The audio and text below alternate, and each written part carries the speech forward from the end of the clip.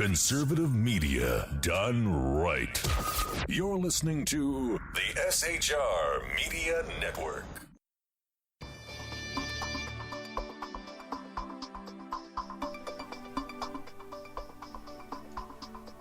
Thanks, Dan. Thanks, Liz. I'm Jason Miller in San Diego. You're listening to the Evan-Miller Report. Tonight, we have breaking news. An American aid worker held by Islamic State is rumored to be killed. We have the late-breaking details tonight. In Ukraine, Russia is upbeat on Hollande's and Merkel's talks as they get delayed until Sunday. In Yemen, it has been rumored that rebels have announced the takeover of the Yemenis government and has dissolved their parliament. Boko Haram has lodged their first attack in Niger tonight. And in Somalia, they criticize the U.S. bank's move to halt remittances money from going into the region. We have all those stories and more, plus an exclusive interview with one of America's most influential commissioners. Richard Rothschild joins us from District 4 in Maryland, along with SHR Global Affairs analyst Orlene Kurla. The Evan-Miller Report for this Friday, February the 6th, 2015, starts right now. Live from Southern California, this is the Evan-Miller Report. Jason Miller with news and politics, Corey Evan with business and entertainment. This is the Evan-Miller Report on SHR Media and Pundit Press Radio. Here now, Jason Miller.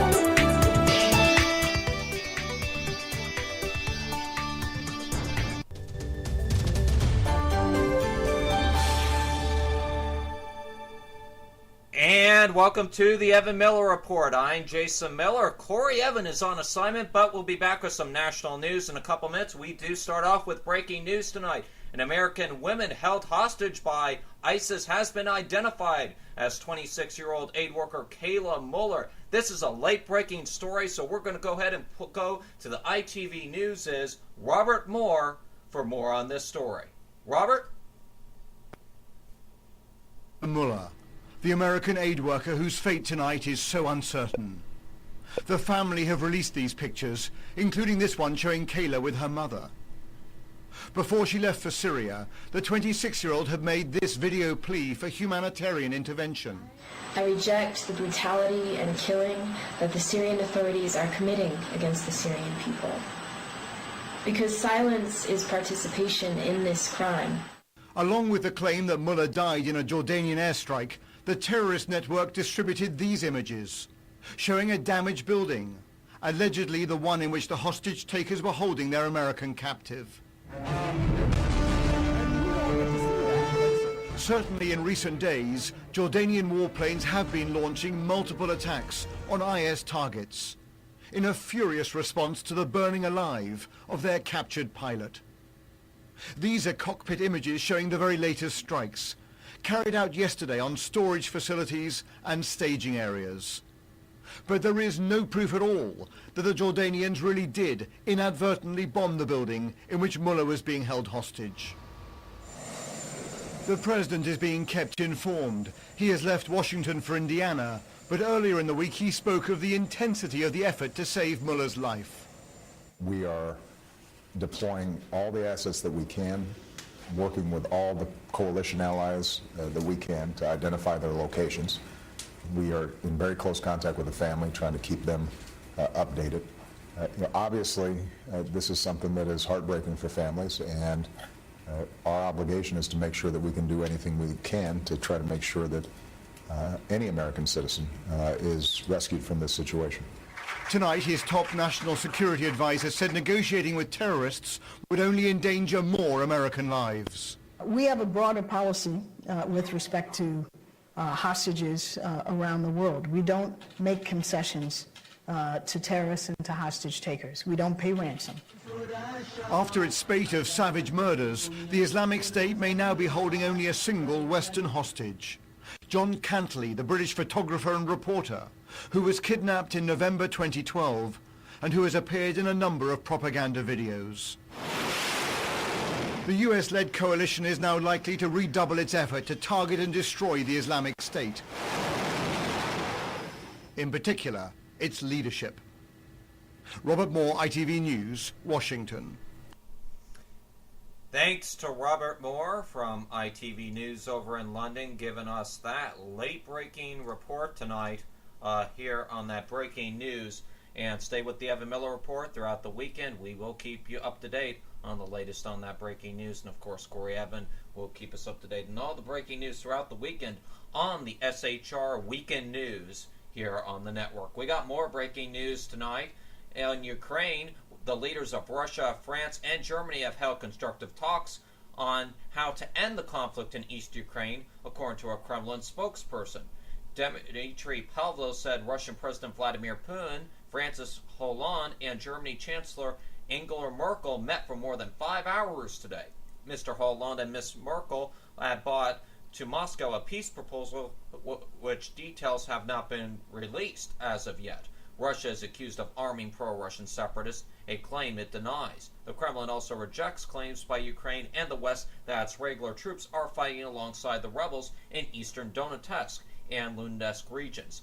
Clashes have left nearly 5,400 people dead since April, according to a United Nations number, which we can't verify on this program. A September ceasefire signed in Minsk in Belarus has failed to stop the violence. Since then, the rebels have seized more ground, raised an alarm in Kiev and among backers. The proposal has been delayed. Decision was supposed to be made today, but has been delayed until Sunday. Over to Yemen now, where Yemen's Shiite Houthi rebel movement has announced it is taking over the government and dissolving parliament. In a televised statement, the group, ladies and gentlemen, the group said a 5-member council would act as the president for an interim period. The group took control of the capital Sanya back in September, forcing the resignation of President Abdel Rabdul Mansour Hadi in January. The announcement comes after the failure of a UN-brokered peace talks. The Houthis set out a Wednesday deadline for political parties to reach an agreement on ending the country's political turmoil, threatening to act unilaterally otherwise. The rebels' move would mark a new era that will take Yemen to safe shores, according to a statement that was given to the Associated Press. Over to Niger now, where the Nigerian Islamist group Boko Haram has attacked the town in Niger for the first time, according to witnesses. Nigeria's government said it killed more than 100 of the group's fighters as it repulsed the attack on the border of Bonsno. The group reportedly killed at least 70 people in an attack on the town of Foktol in Cameroon on Wednesday. The Boko Haram insurgency has left thousands dead and displaced more than 1 million over the past 6 years. The militants took a large stretch of land in northeastern Nigeria. Its neighbors have promised to send troops to help it fight the militants who are now attacking those countries. Boko Haram militants reportedly attacked Bonso early in the morning with heavy weapons, causing residents to flee or hide indoors. One resident told the agency France Press news agency, quote, we can hear the sound of weapons the sound of weapons all around the town, often near our windows. There is a noise of heavy weapons and of light arms making our houses shake. Nigeria later said it had successfully pushed back the militants, killing 109. The country's defense minister, Mohammed Kardru, said 4 soldiers and a civilian were also killed. Bonso lies just across the border from Nigeria's Borno state, one of the areas worst affected by Islamic violence. Somalia has criticized a move by a U.S. bank to close accounts of money transfer companies, warning it could create a dangerous black market. Merchants Bank of California handles about 80% of money transfers, remittances from the U.S. to Somalia, worth about $200 million annually. But it announced yesterday that it had to withdraw its services due to new money laundering regulations. Regulators are concerned that money is being funneled to extremists, but the Somali government has warned that suspending legal transfer services may give rise to a new unregulated black market in cash transfers. It also expressed concern that the move would jeopardize stability in Somalia and the welfare of millions of Somalians who depend on financial assistance from abroad. Total annual remittances to Somalia are estimated at $1.6 billion. And Corey Evan will have much more market news later in the market report here on the Evan-Miller Report. Moving on to Australia tonight, where our Prime Minister Tony Abbott has said he and his Liberal Party deputy Julie Bishop will stand together against a leadership challenge from MPs. An update to a story we brought to you earlier in the week. Backbencher Luke Simpkins called the motion for Tuesday, saying it was time to test the support of the leadership. End of quote. Mr. Abbott, who came to office promising stability, has faced a growing number of questions about his position in recent weeks. His party lost recent elections in Queensland, and he was ridiculed for giving a knighthood to Prince Philip. Ms. Bishop, whose position is also being challenged, has been seen as a potential leadership challenger. In a statement on Friday, she said there should be support for current leadership in Tuesday's motion, known as a spill. Communications Minister Malcolm Turnbull has also been suggested as a possible rival alongside Social Services Minister Scott Morrison. While Mr. Turnbull has not yet commented, Mr. Morrison told reporters he would not stand for election. Mr. Abbott took office back in 2013, promising to end the infighting and instability of the labor years and reinvigorate the economy. And of course, stay with the Evan-Miller Report. We'll keep you up to date on this story as it becomes available. All right, folks, I'll be back with some more news here in North America regarding Canada allowing doctor-assisted suicide, and Mexico police find dozens of bodies in El Capo. Corey Evan has that story in the national news, and we send it over to him now for that, up in Los Angeles. Corey, take it away. Jay, NBC News has assigned the head of its own investigative unit to look into statements made by anchor Brian Williams about his reporting in Iraq a dozen years ago. This from Fox News. I'm Corey Evan. A source at the network who requested anonymity because the person's not authorized to speak on personnel matters confirmed the investigation on Friday. Williams has apologized for falsely saying on the air that he was in a helicopter hit by a rocket-propelled grenade while in Iraq in 2003. Richard Esposito, a former editor at the New York Daily News, now at NBC, will head the investigation. The incident has ballooned into a full-blown crisis for NBC and Williams, whose nightly news is the top-rated evening news program. In 2003, Williams described how he was traveling in a group of helicopters forced down in the Iraq desert. On the ground, Williams said, he learned the Chinook in front of him had almost been blown out of the sky. He showed a photo of the aircraft with a gash from a rocket-propelled grenade. In an 2008 blog post, Williams said that his helicopter had come under fire from what appeared to be Iraqi farmers with rocket-propelled grenade. He said a helicopter in front of his had been hit. Then, in a 2013 appearance on David Letterman's Late Show, Williams said that 2 of the 4 helicopters he was traveling with had been hit by ground fire, quote, including the one I was in, unquote. On Wednesday, Williams recanted that story, claiming that he was flying in a Chinook helicopter behind the formation that took fire. However, on Thursday, the military newspaper Stars and Stripes, which broke the story, reported that Williams was actually flying with a different helicopter company altogether in a different direction and linked to the attack unit only by radio. And I'm sure our East Coast audience knows by now whether or not Williams would be on air tonight. And while on the topic of military incidents, this from the AP, a former soldier who avoided the death penalty in his 5-year-old daughter's beating death has been ordered to spend the rest of his life behind bars. Naeem Williams was sentenced Friday in federal court in Honolulu for killing his daughter Talia. It was the first death penalty case to go to trial in Hawaii since it became a state. Jurors who convicted Williams of murder later were unable to agree on whether he should be sentenced to death or life in prison without possibility for release. Because the jury couldn't reach a consensus, the judge was required to sentence Williams to a life term. Williams and Talia's stepmother, Delilah Williams, testified that they beat the girl almost daily during the 7 months she lived with them in Hawaii. Almost daily? Unless that little girl was showing absolute belligerent attitude towards you constantly, I don't see why you could even think to beat a little girl, Mr. and Mrs. Williams. So the fact that Mr. Williams gets to spend his life in jail? Good riddance to bad rubbish. That's my take on it. In California, from the San Francisco Gate, the much-anticipated storm bearing down on Northern California slowed its progression, delaying the onset of rain. But by noon Friday, showers were widespread across the region, with winds knocking down trees and major delays reported at San Francisco International Airport. Heavy rain fell in Mendocino and Humboldt counties by 6:30 a.m. before the storm moved steadily south, with showers hitting San Fran around 8 a.m. The heaviest rains, though, were due to arrive in the late afternoon and early evening, said Austin Cross, a forecaster with the National Weather Service.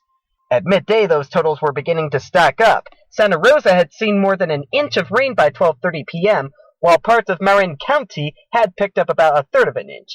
San Fran and many spots in the East Bay had recorded about a tenth of an inch, with the South Bay reporting trace amounts. Rainfall totals are predicted to jump dramatically, 2 to 4 inches in the Central Bay Area through Sunday, 3 to 6 inches in the Santa Cruz Mountains, and up to 7 inches in the North Bay, said Roger Gass, lead forecaster with the Weather Service. Winds picked up ahead of the storm. Southerly winds were expected to reach 40 miles an hour along the coast, and on some peaks the gusts could hit 60 miles an hour. The Weather Service issued a wind advisory stretching from Point Reyes National Seashore south to Big Sur. Officials at San Fran International said that as of noon today, delays were from an hour to an hour and a half, and at least 175 flights had been canceled. Travelers were advised to check with their airlines before heading to SFO. And Jay, I bring up this story to remind ladies and gentlemen listening to this show that what you're hearing about global warming is an absolute farce. And as for that drought, well, from the AP, the federal government is making available up to $50 million in drought relief funds for western states, with the largest portion earmarked for parched California, according to U.S. Secretary of the Interior Sally Jewell and Governor Jerry Brown today. The additional funding includes about $20 million for the Central Valley Water Project for efforts such as water transfers, drought monitoring for endangered species, and diversifying water supplies. Define diversifying. California is entering its 4th year of drought, they say. Farmers and local water departments can also compete for another $14 million for projects to help reduce water use and develop response plans to continuing drought conditions. And as I mentioned, that storm hitting NorCal earlier, bringing with it the potential for up to 10 inches of rain. Last week's survey of water in the snowpack, California's primary water source, found only a quarter of its normal level. The Department of Interior funding is a sliver of previous drought relief commitments. Last February, President Obama pledged $183 million, mostly for farmers who lost livestock and food banks to help unemployed agriculture workers. Brown in March signed a $687 million drought relief package, including for emergency drinking water and accelerating infrastructure supplies. The State Water Resources Control Board announced this week that Californians cut monthly water use by 22% in December, meeting Brown's call to slash residential water use by 20% for the first time. The board may impose further limits on outdoor water use as the state tries to protect supplies, but Brown says he's not ready for mandatory restrictions statewide. Of course he's not, because, as we've seen with former LA Mayor Antonio Villaraigosa, they think that they're above the law, Jay. What do you have to say about all this? Sounds like typical government BS. That's why Jerry Brown's considered a BS artist, and may I remind the audience, he's in for an illegal 4th term now here in the state of California. So the global socialism on steroids here in the state of California. And of course, we'll be speaking more about water in the including Maryland's rain tax in about 10 minutes time with District 4 Commissioner of Maryland, Commissioner Richard Rothschild. He'll be discussing the subject of rainwater, and we may bring up California into the conversation. Many thanks to Corey bringing us some of the day's other news tonight. Meanwhile, over in Canada, their Supreme Court has ruled that doctors may help patients who have severe and incurable medical conditions to die, overturning a 1993 ban. In an unanimous decision, the court said the law impinged on Canadians' rights. The case was brought by a civil rights group on behalf of 2 women, Kay Carter and Gloria Taylor, with degenerative diseases. Both have since died. The government now has a year to rewrite its law on assisted suicides. If it does not, the current law will be struck down. Assisted suicide is legal in several European countries and a few U.S. states. In Canada, it is legal to counsel, aid, or abet a suicide, and the offense carries up to 14 years. As I should reword that to say it is illegal. Not is it illegal in the form of a question, but we know it is illegal in Canada. I apologize for the mispronunciation there, ladies and gentlemen. Over to Mexico now, where police have found 60 bodies in an abandoned crematorium in the Mexican resort of Acapulco, according to officials. Local media reported that neighbors became suspicious of the smell late on Thursday and called police. The bodies of women, men, and children were found perfectly embalmed and ready for cremation, officials said. Police have opened an investigation into crimes including the desecration of bodies and violating burial and exhumation regulations. The crematorium shut down a year ago due to bankruptcy or failure to pay debits to creditors, the prosecutor's office said on Friday. With the failure to cremate the cavaliers, federal, state, and municipal health laws were broken.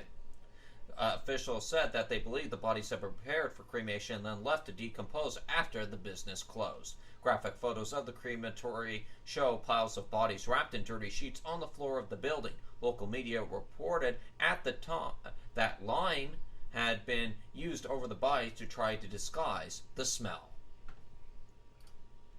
All right, folks, I'll be back with some more DC news in a couple minutes' time, but let's go ahead and get an update on the markets today. Markets were down today, weren't they, Corey? Looks like traders on Wall Street couldn't wait for the weekend to start, Jay. The Dow was down 60 points at 17,824, the Nasdaq down 20 at 4744, and the S&P 500 lost 7 points to close at 2055. That's the bad news.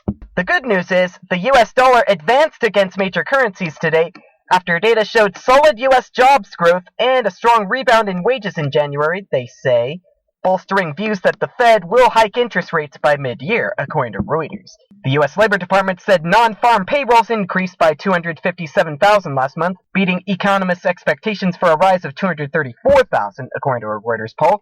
Data for November and December was revised to show a whopping 147,000 more jobs created than previously reported. In addition, wages, they say, increased 12 cents last month after falling a nickel in December.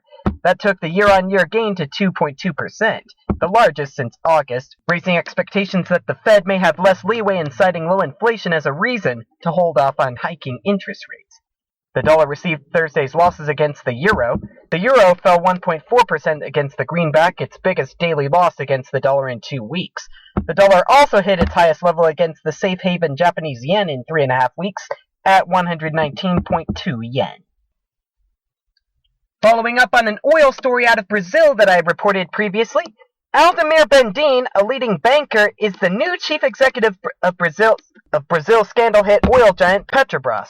He was not among the names touted for the job and will be seen as a safe choice for President Dilma Rousseff.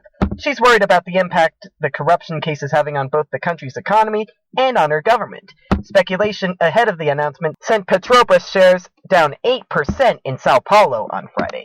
Mr. Bendin replaces Maria das Graças Foster, who resigned as Petrobras chief executive on Wednesday, along with 5 of the company's executives amid the fallout from a major corruption scandal. It's alleged that contractors paid inflated prices for contracts with funds diverted to some Petrobras directors and to the ruling Workers' Party and some of its allies. The Workers' Party had dismissed the claims as lies and said that it only accepted legal donations. Mr. Bendin is a career banker who has been president of the state-run Banco do Brasil since 2009.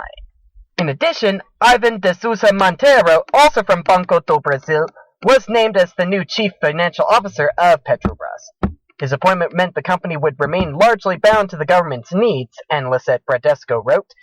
Quote, "We see no major managerial improvement compared to the previous administration," unquote. So they're not holding their breath.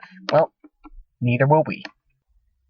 Especially since some of us will not be getting our state tax refunds for at least a little bit of extra time. This from the Boston Globe. Tax commissioners nationwide, including in Massachusetts, are reacting to the rise in fraudulent tax returns and TurboTax's announcement on Friday that it would temporarily halt processing state tax returns due to identity theft concerns. Massachusetts officials have temporarily suspended tax refunds on 160,000 returns that are currently in the system while they further scrutinize the returns based on new information that they received with other state agencies and the country's largest provider of third-party tax prep software, according to Revenue Commissioner Amy Pitter. Vermont has also suspended refunds on more than 8,600 returns filed so far, while it investigates the fraud and boosts its screening filters. Minnesota has stopped accepting tax returns filed through TurboTax. Massachusetts Department of Revenue officials were not immediately available to comment, but said they would be issuing guidance later Friday. The state already has caught nearly 200 fraudulent filings since it began accepting returns on January 20th. Last year, it stopped a total of 800 suspicious filings. TurboTax, the company's most popular DIY tax prep software, said Friday that it has temporarily stopped processing state tax returns because of an increase in fraudulent filings. Most victims found out that a fraudulent tax return was submitted in their name when they received a rejection notice after filing their return, said Intuit spokeswoman Julie Miller. There have been no issues with federal returns to date because the IRS has implemented stronger fraud detection policies, Miller said. Intuit is working with security company Palantir to investigate the problem. So far, there's been no security breach of its systems, the company said. Instead, it believes personal info was stolen elsewhere and used to file returns on TurboTax. So, Jay, hopefully no one's gotten a hold of our information, because to find out that someone's filed on our behalf, that would not be so good now, would it? No, it certainly would not, Corey. It would not be indeed to find out all that personal information. Thank you very much, Corey. Corey Evan with the business news tonight. All right, folks, we're going to go ahead and step aside for a moment and take an ad break, pay some bills here at the old SHR Media Network. But when we come back this evening, Commissioner Richard Rothschild is waiting in our mobile green room over in Maryland. He will be joining us along with SHR Global Affairs correspondent Maureen Kurla as we talk to him about the many issues that are gripping District 4 in Maryland, including the rain tax in his state that's causing so much controversy. Also be discussing the likes of ICLEI, Agenda 21, so much to come here on the Evan-Miller Report for this Friday, February the 6th. I hope you stay with us here on the SHR Media Networks and Pundit Press Radio. And we'll be right back after these messages from SHR and Pundit Press.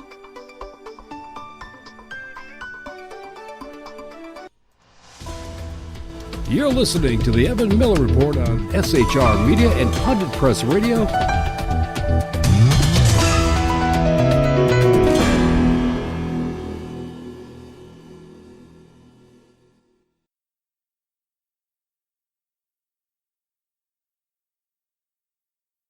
Radio.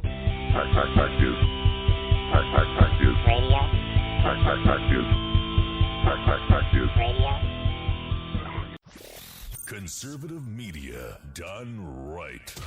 You're listening to the SHR Media Network. How you doing? John Grant here. When I'm not slaving over a hot microphone on the 405radio.com Saturdays at 10 a.m. Eastern, I check out Sean and Clint here at Sackheads Radio. We all appreciate the best political bloggers, writers, and commentators. We either get them on our shows or we make fun of them, as it should be. So check us out live Saturdays at 10 a.m. Eastern or forever on the podcasts on the 405radio.com. This is Tammy Jackson, inviting you to join me on the Tammy Jackson Show every Tuesday night at 7 p.m. Pacific on the 405radio.com. Put down that remote and tune into the show that covers politics, guns and the Second Amendment, religious liberties, sanctity of life, the military, and more. I host newsworthy guests and work hard to be a conservative radio show that's not like all the others. So save Tuesday nights at 7 p.m. Pacific for me, Tammy Jackson, on the 405media.com.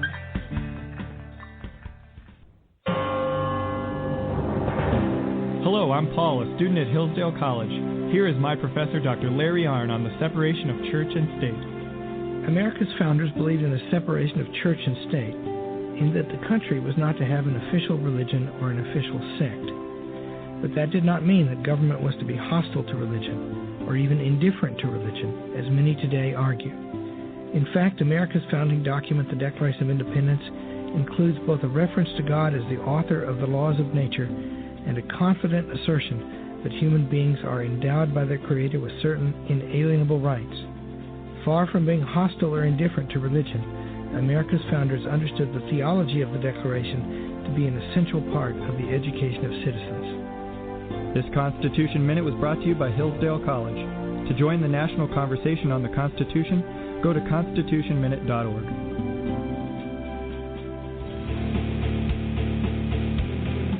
Hi, this is Rooster from Outcry Radio. Catch me here on Blog Talk Radio every Saturday night at 11 p.m. Eastern Standard Time, or follow my blog. Now, back to the Sackheads. Conservative media done right. You're listening to the SHR Media Network. Let's get back to the Evan-Miller Report on SHR Media and Pundit Press Radio.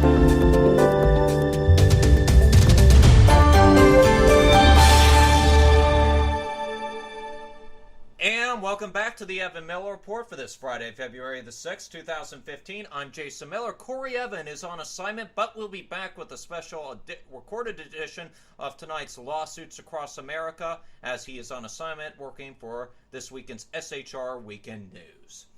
All right, folks, passed during the 2012 legislative session, the rain tax has been proven to be unpopular with voters and local officials who have expressed frustration with the law. The administration's bill would remove the rain tax of the environmental article, but would leave open the option under Section 4 for local governments to adopt a system of charges to pay for stormwater management. Dealing with the problem of stormwater management and working to restore our most treasured asset, said the Chesapeake Bay is a goal we can all strongly agree on, said Governor Hogan. In his first State of the Union address, Mr. Hogan proposed several tax relief measures, including repealing the rain tax and scrapping the automatic gas tax increases. The governor will want to implement the measures into the 2016 fiscal year as the first step in a broader effort to establish an environment that encourages investment in new businesses and ensures that Maryland remains an attractive state for people to live, raise families, and retire, according to a press release from the governor's office. The governor added that after 40 consecutive tax hikes, the people of Maryland deserve to see a little less taken from their wallets each year. Joining us now from the state of Maryland's District 4 is one of the most influential commissioners in America, Commissioner Richard Rothschild, and our SHR's Global Affairs correspondent, Orlene Kurla, also joins us tonight. Good evening. Good evening, Jason. Good evening, Jason. Pleasure to be here. Thanks for having me on. A pleasure to have you with us. Now, Commissioner, I was reading online, and you popped up. You've been very popular on social media as of late, been one of the most popular commissioners as of late. You're one of the first to come out and fight against the likes of Agenda 21, Common Core, and the likes of ICLEI. But first off, I want to start off tonight over with this rain tax. Now, I've been researching this, and it's a very confusing to me. If you're not a politician, you obviously cannot understand a lot of the legal stuff behind this bill. But if I get this correctly, Commissioner, this would be charging people, taxpayers in the state of Maryland or just the local area that you are in for water that does not hit ground on your property. Can you explain this supposed rain tax to us? Well, that's correct, Jason. The rain tax is based on the premise that rain is evil. And that's pretty funny because if you live west of the Mississippi, you get in trouble with the government if you try to capture rain. But east of the Mississippi, in good old Maryland, they told our property owners that the rain that hits your roof and your driveway and runs off your property is evil, and therefore we must charge a stormwater management remediation fee for every property, so that the county and the state can proceed forward and abate and treat this water before it reaches our streams and the Chesapeake Bay. Now, Commissioner, is this happening in the whole state of Maryland, or is it only happening in your supposed District 4? Because I'm confused whether that is happening or not. It was under my impression, at least, reading this bill here, that it was only happening here, and I read this off your website, that was only happening over in Carroll County. Is that correct? No, that's not correct, Jason. The Environmental Protection Agency classifies counties according to their size, and it affects the 10 largest counties in Maryland, and one of them is Carroll County. That's 10 out of 24.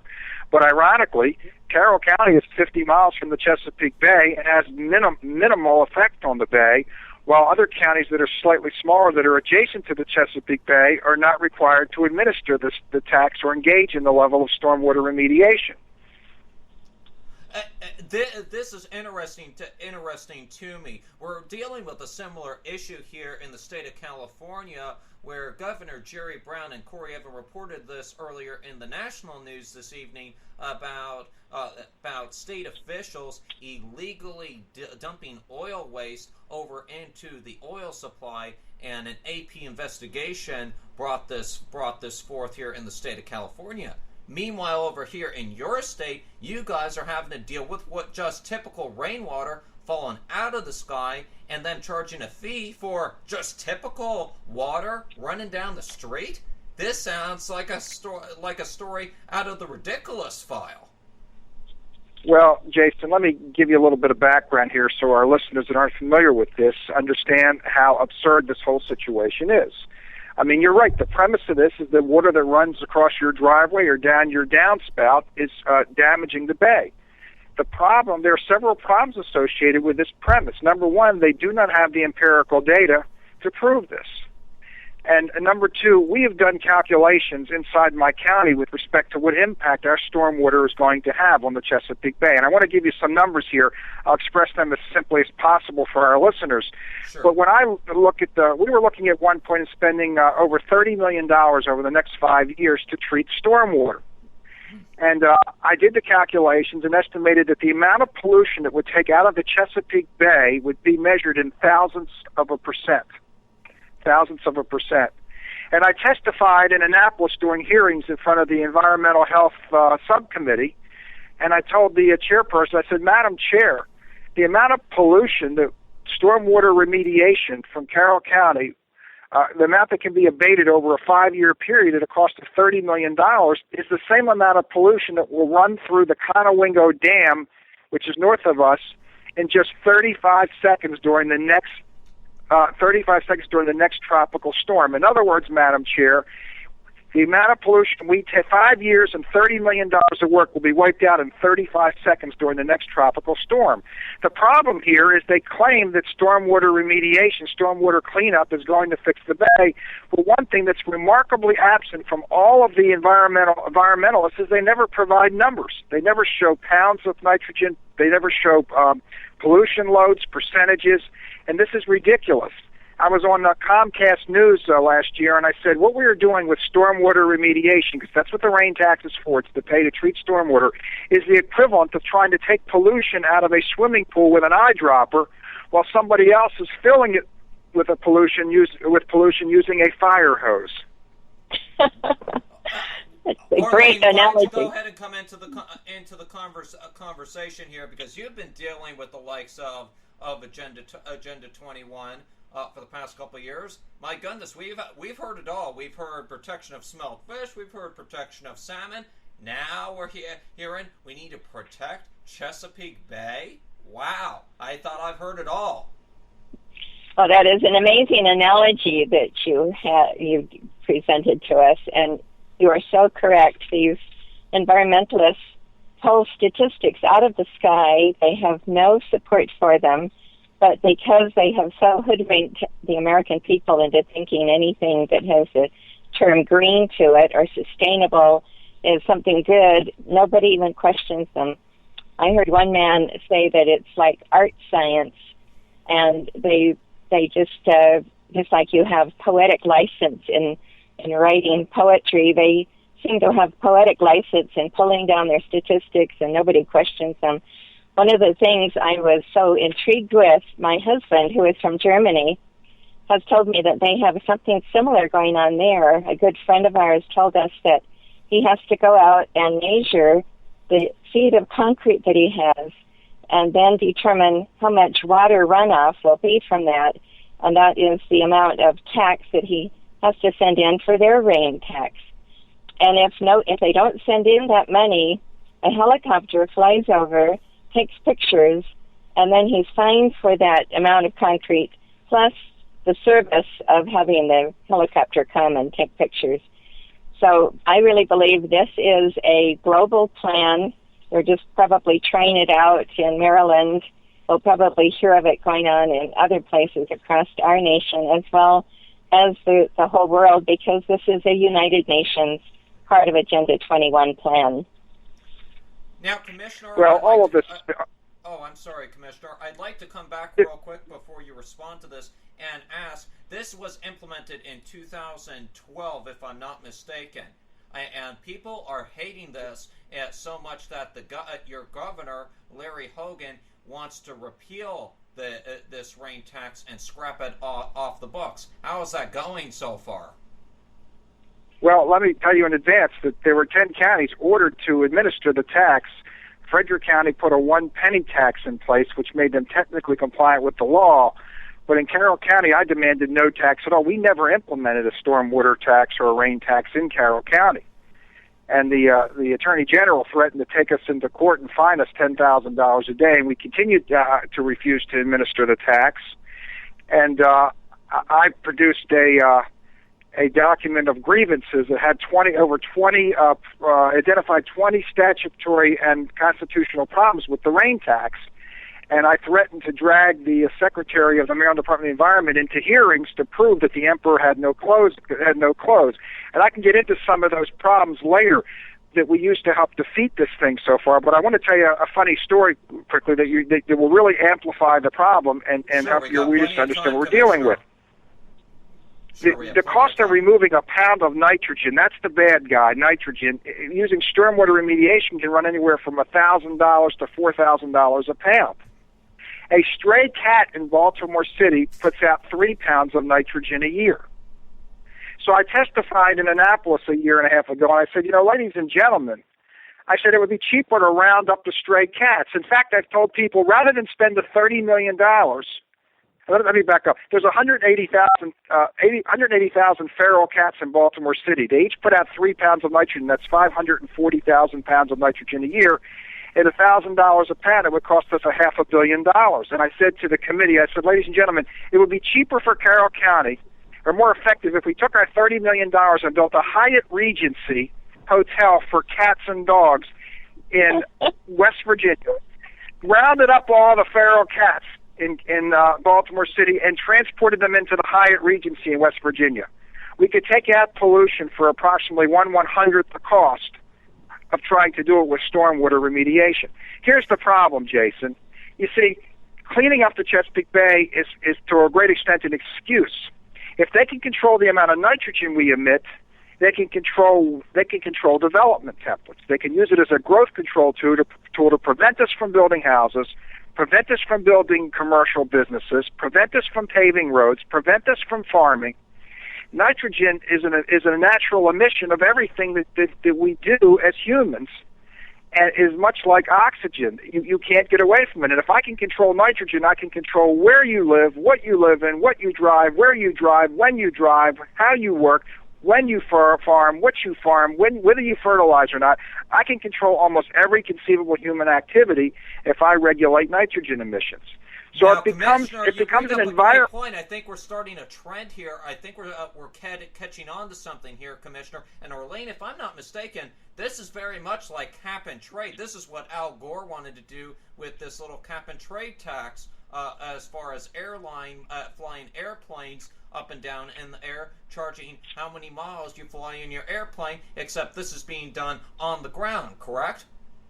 Yes, this is very much, but if they can control your emission of carbon, just like nitrogen, then essentially they control everything, every aspect of human life. And that is their ultimate goal, is to have a global tax on carbon, and that will then give them reason to have all of this cap and trade, carbon trading going on, which is bringing in huge amounts of money. That's what Al Gore is all about. He's like a stockbroker that gets a little cut on every trading that happens with the cap and trading going on internationally. So much of this is all about money, as well as controlling every aspect of our lives. I agree with your comments, Orlene, and I would continue by saying that the environmentalists use the Chesapeake Bay as an excuse for growth control. And to a great extent, the worst thing in the world for the environmental movement in Maryland would be if we solved the problem. Because if we solved the problem, it would eliminate the need for their organizations, and it would take away the number one lever that they use to control growth development templates inside the state of Maryland. This is like, to me, Commissioner, and Corey Evan, my co-host, who is off today, we always call the EPA, we call it off air in the newsroom, the Environmental Porn Agency. It's like the EPA can't look anything but at foreign porn, and this is like the foreign porn to them. They're always looking at, what can we do next to block people's rights? And this is what the EPA is doing.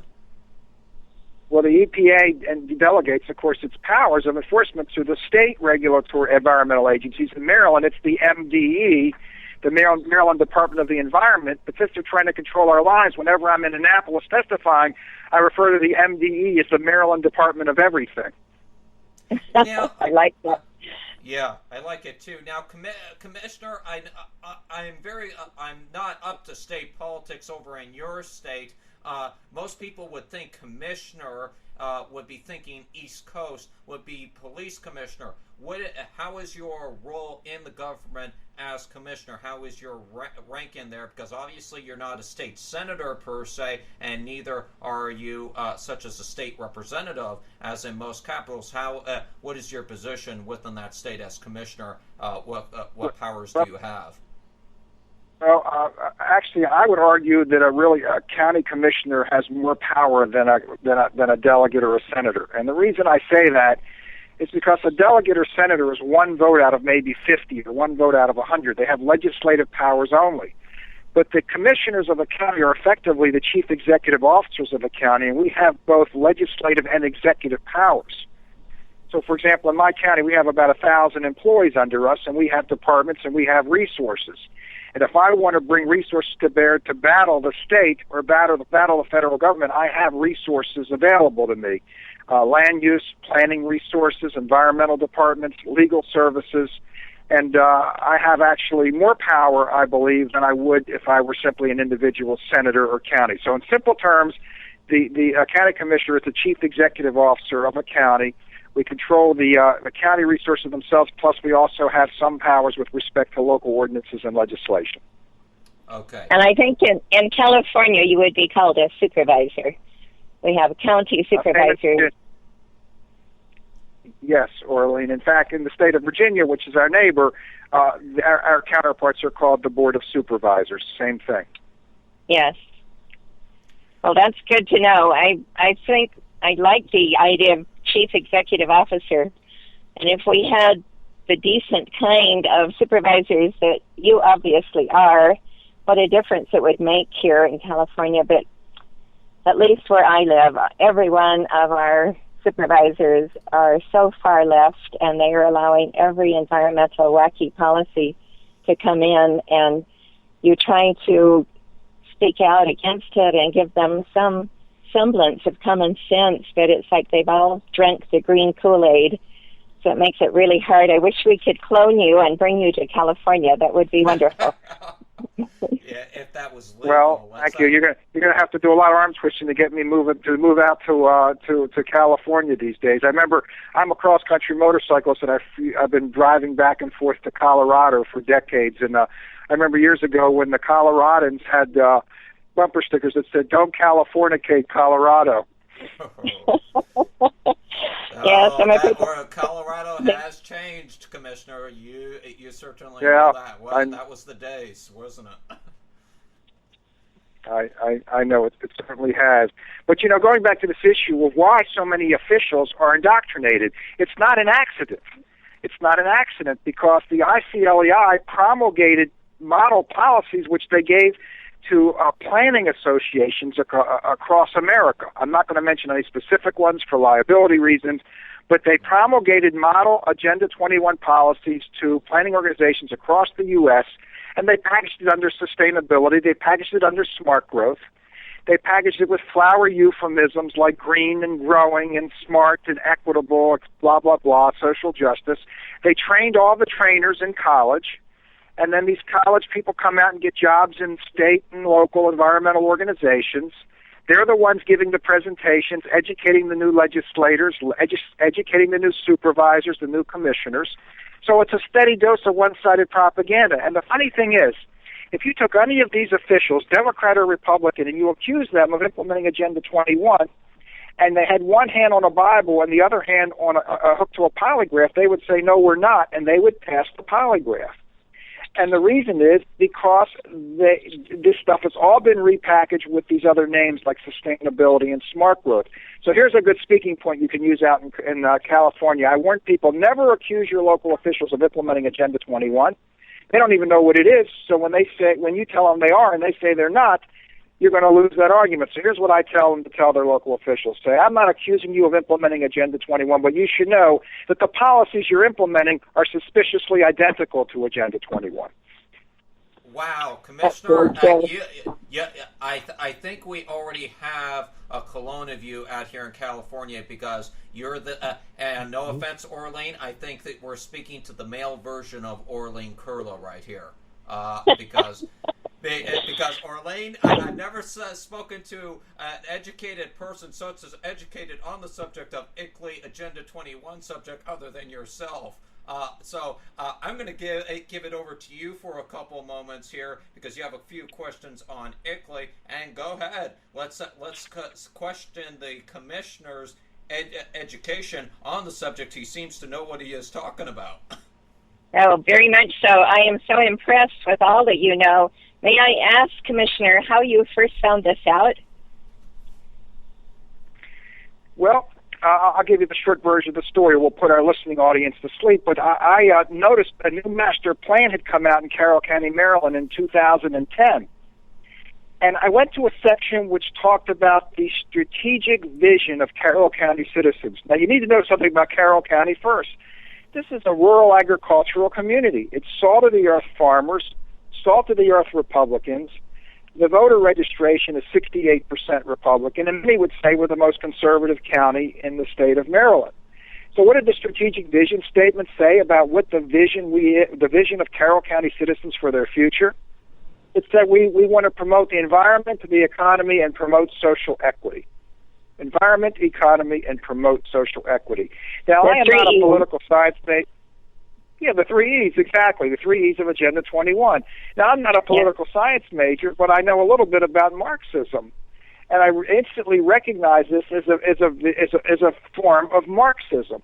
So I started going to some Tea Party meetings, and one of the women who runs the Tea Party said to me in 2010, you should look up Agenda 21. So that led me to Tom DeWeese of the American Policy Center. That led me to one of your own out there in California. I can't remember his last name. Michael Shaw. Michael Shaw. I was on the radio for hours with Michael Shaw. Yeah, I was at a UCLA with Michael several years ago, and that's what brought me onto Agenda 21. As I researched it and compared it to the policies that were being implemented, I instantly saw that, in fact, the policies implemented under the guise of sustainability are absolutely identical to Agenda 21. And I'll tell you something interesting you should do. You can have your local government do. Go online and go to the American Planning Association and print out their strategic policy guide. Their strategic policy guide of the American Planning Association. Because when you think about planning, you think about planning as being where do you put the hospitals, where do you put the schools, where do you put the houses, where do you put the homes? Well, that's not what the American Planning Association Strategic Policy Guide talks about. I view their policy guide as a complete guide for implementing Marxism in America. It talks about the need for universal. I've done the same thing. Yes, and you are so correct. I found this out in 2006 when a general plan came out for Sonoma County for 2020. And part of the plan was to have a 100-foot setback on every creek that ran through any property. We have 8 acres, and we have a creek that runs through our property, and we didn't want to give up 100 feet on each side of it. And so many of our big wineries in Sonoma County, this is really wine country. One of the largest, Kendall Jackson Winery, would have had 5,000 acres given up because of the setbacks on the creek. Well, I immediately recognized this as part of Agenda 21 because of Michael Shaw. I had heard him speak. I'd also heard Tom DeWeese speak, and I did exactly what you suggested. I went to the American Planning Association, and I looked up that strategic guide, and I thought, wow, this is the plan for Sonoma County. We've just changed the name, and that was the plan for any county. This was the guide for Marxism. You are so correct, for the entire United States. Any county could just download it, change the name, and there was their plan. Now, let me give you something that's one of the most damaging pieces of a presentation I've ever used in terms of proving what these people are that promote this stuff. I have a module of a presentation called "They Are What They Say They Are." Now, they claim that Agenda 21 is all about the environment, right? Yes. But yet, when you listen to some of these quotes from some of these environmentalists, there's a word that keeps showing up, and it's the C word, capitalism. Let me read you some quotes from a couple of people who were defending the sustainability movement. There's one woman named Naomi Klein of Nation magazine. She was at a convention in Washington, D.C., and she wrote a very lengthy article, and she said, so when people like Commissioner Rothschild react to climate change as if capitalism itself were coming under attack, it's not because he's paranoid, it's because he's paying attention. It's a painful irony that most leftists have yet to realize that climate science has handed them the most powerful argument against capitalism. It's interesting. It doesn't say the most powerful argument to save the environment. They don't say that it's really an attempt to save the environment. They use it to attack capitalism. Let me give you another example here. David Foreman, Earth First founder and former Sierra Club director. He's talking about sustainability, and he says, quote, "We must make this an insecure and inhospitable place for capitalists and their projects. We must reclaim the roads and plowed land, halt dam construction, tear down dams, free shackled rivers, and return to wilderness millions of acres of presently settled land." And my favorite one at all is a book by a guy named Chris Williams. He wrote a book called Ecology and Socialism, Solutions to Capitalist Ecological Crisis. And what he says in this book, and I actually would play an audio tape of it, he says it's utterly impossible for capitalism to solve the problems confronting the world for the 21st century. What we need is a new political system that will holistically integrate the environment, the economy, and social equity. And he says in his book, and to that effect, there's only one political system in the world today uniquely suited to holistically solve those three problems, and that political system is Marxism. He comes right out and says it. But when you realize the entire lingo of communism was always speaking out against the bourgeoisie, against capitalism, and here we have the same rhetoric all over again. It is really remarkable. It's so impressive that you found this out. I wish you could conduct a class for all elected officials and teach this to them, especially, boy, do we need this in California. Well, I can certainly send you one of my PowerPoint presentations, which I believe is self-explanatory, and you're welcome to use it any way you want. And if you call me after the show, I'll be happy to get that to you, or you can email me. And actually, I can give you an email right now if you'd like. You can just contact me at Team Rothschild, like the football team. Commissioner, because I'm sure that plenty of people will want to contact you. Indeed, and can you stay with us? Because I want to continue the conversation. I think there's a lot to talk about, and we do have time tonight. The network just contacted me and said you have as much time as you need. We give the commissioner as much time as we need tonight to talk about whatever you guys want. And Orlane, you're more than welcome to stay along as well. My problem is I'm supposed to be having dinner with my sister in Salt Lake City in a few minutes, so I'm going to have to say goodbye. But if you would please give your email address, I would appreciate that. It's Team Rothschild, sure. And then what? It's at AOL.com, Team Rothschild at AOL.com. I still use AOL because it has good security. Team Rothschild at AOL.com. Wonderful. All right. Thank you. It's been a pleasure to meet you, and I'm so impressed. Thank you for finding him, Jason. And a pleasure to be on your show. Pleasure as Thank always you, with you, Orlane. And Orlane, I want to have you back on next week because you had a great conversation over in St. Louis with Judge Janine Pinheiro. a couple weeks ago, and you have some updates on that. So Orlean will be back with us for Global Socialism Thursdays starting next week right here on the Evan-Miller Report. Commissioners, stay with me. We're going to go ahead, take a short break, but when we come back, we'll have more with Commissioner Richard Rothschild after the break. You're listening to the Evan-Miller Report here on SHR Media and Pundit Press Radio. We'll be right back after this short break.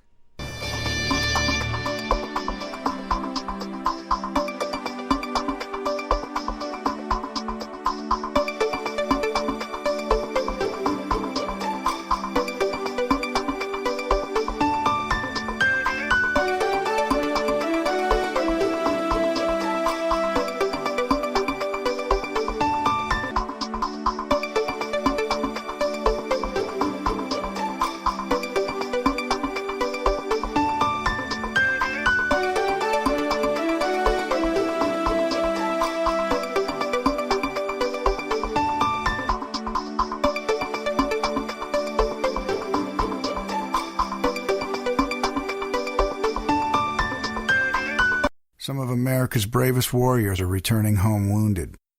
Here's one of them. My name is Norberto Lara. I served for 11 years in the United States Army. While I was on a combat patrol in Baqaba, Iraq, a rocket-propelled grenade took my arm off at the shoulder. When I came home, I felt alone. My family was around me, but I couldn't talk to them about what I'd seen and what I'd done. I remember just thinking, man, the way I am right now, I don't want to live.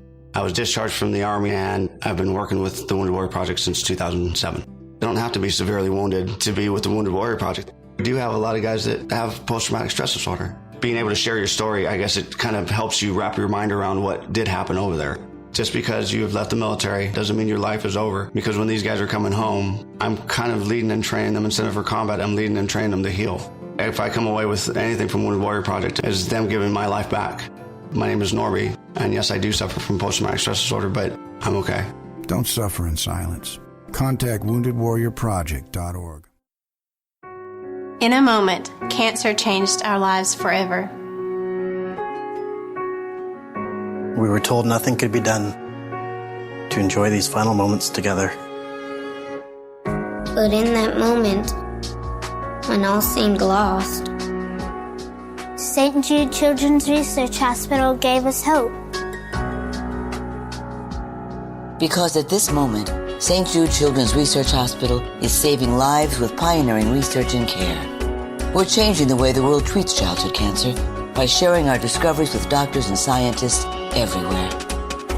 And we'll never have to pay St. Jude for anything, ever. At this moment, she wants to be in her own bed. I want to be back at school with my friends. I want to be outside playing. Please take a moment and join St. Jude in finding cures and saving children. Visit stjude.org.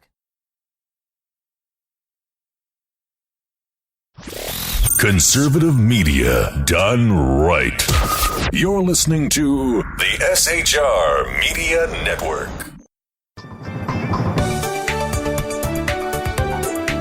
Live from Southern California, this is the Evan-Miller Report. Jason Miller with news and politics, Corey Evan with business and entertainment. This is the Evan-Miller Report on SHR Media and Pundit Press Radio. Here now, Jason Miller.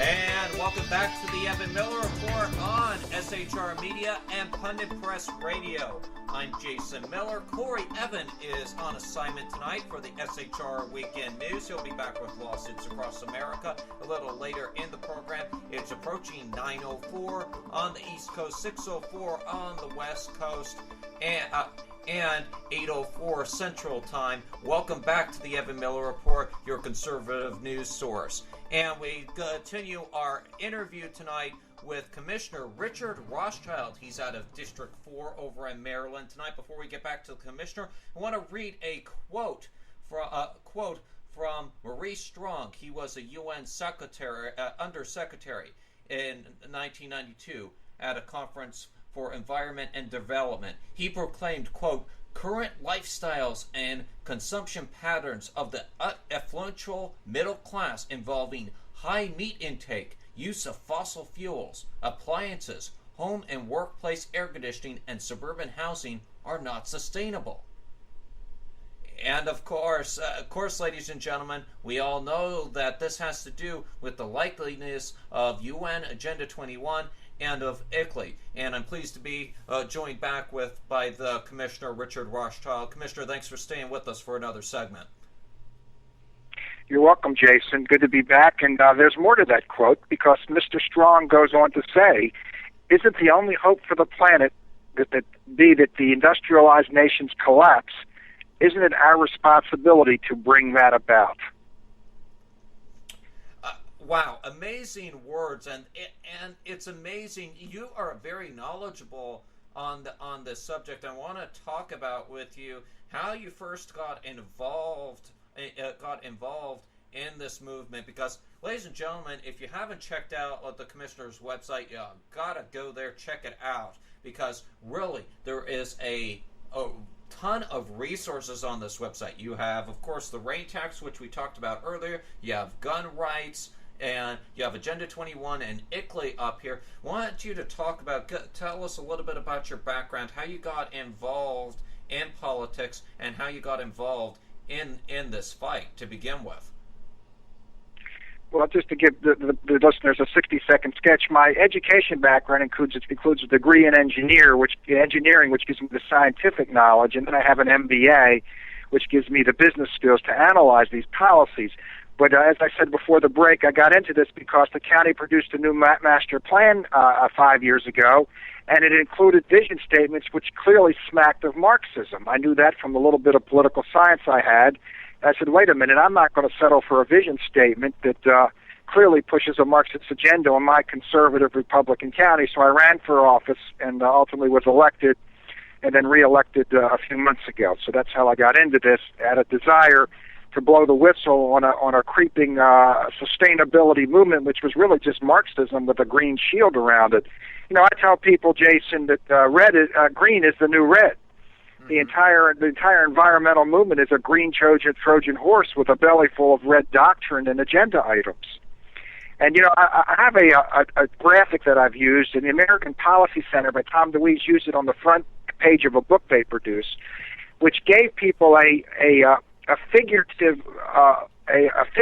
understand the sustainability agenda and Agenda 21. It was a little picture of a green pyramid. And this green pyramid, I talk about below the waterline of the sustainability iceberg. And the pyramid has 4 levels. And the top level of this iceberg, the sustainability iceberg, is above the waterline. And this is what's marketed to our children. It's green everything. And the effect is the marketable window dressing of this Agenda 21 movement. It's what's taught to our children in schools. But as you start to go below the waterline, it has 3 levels to it. The first level below the waterline is their premise for all of this, and their premise is catastrophic global warming and sea level rise and the demands for social justice. And the effect of catastrophic global warming and sea level rise is to create fear. Then when you go the next level down on the pyramid, they have their values, their Agenda 21 sustainable values, and their values are the 3 E's of Agenda 21, environment, economy, and social equity. And the effect of these 3 values is very profound because those are all collectivist goals.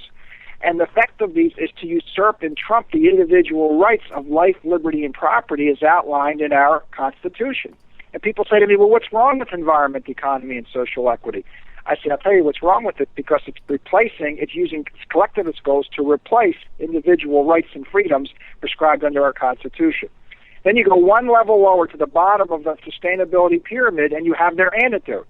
And their antidote is government control of all the factors of production and consumption, land, labor, and capital.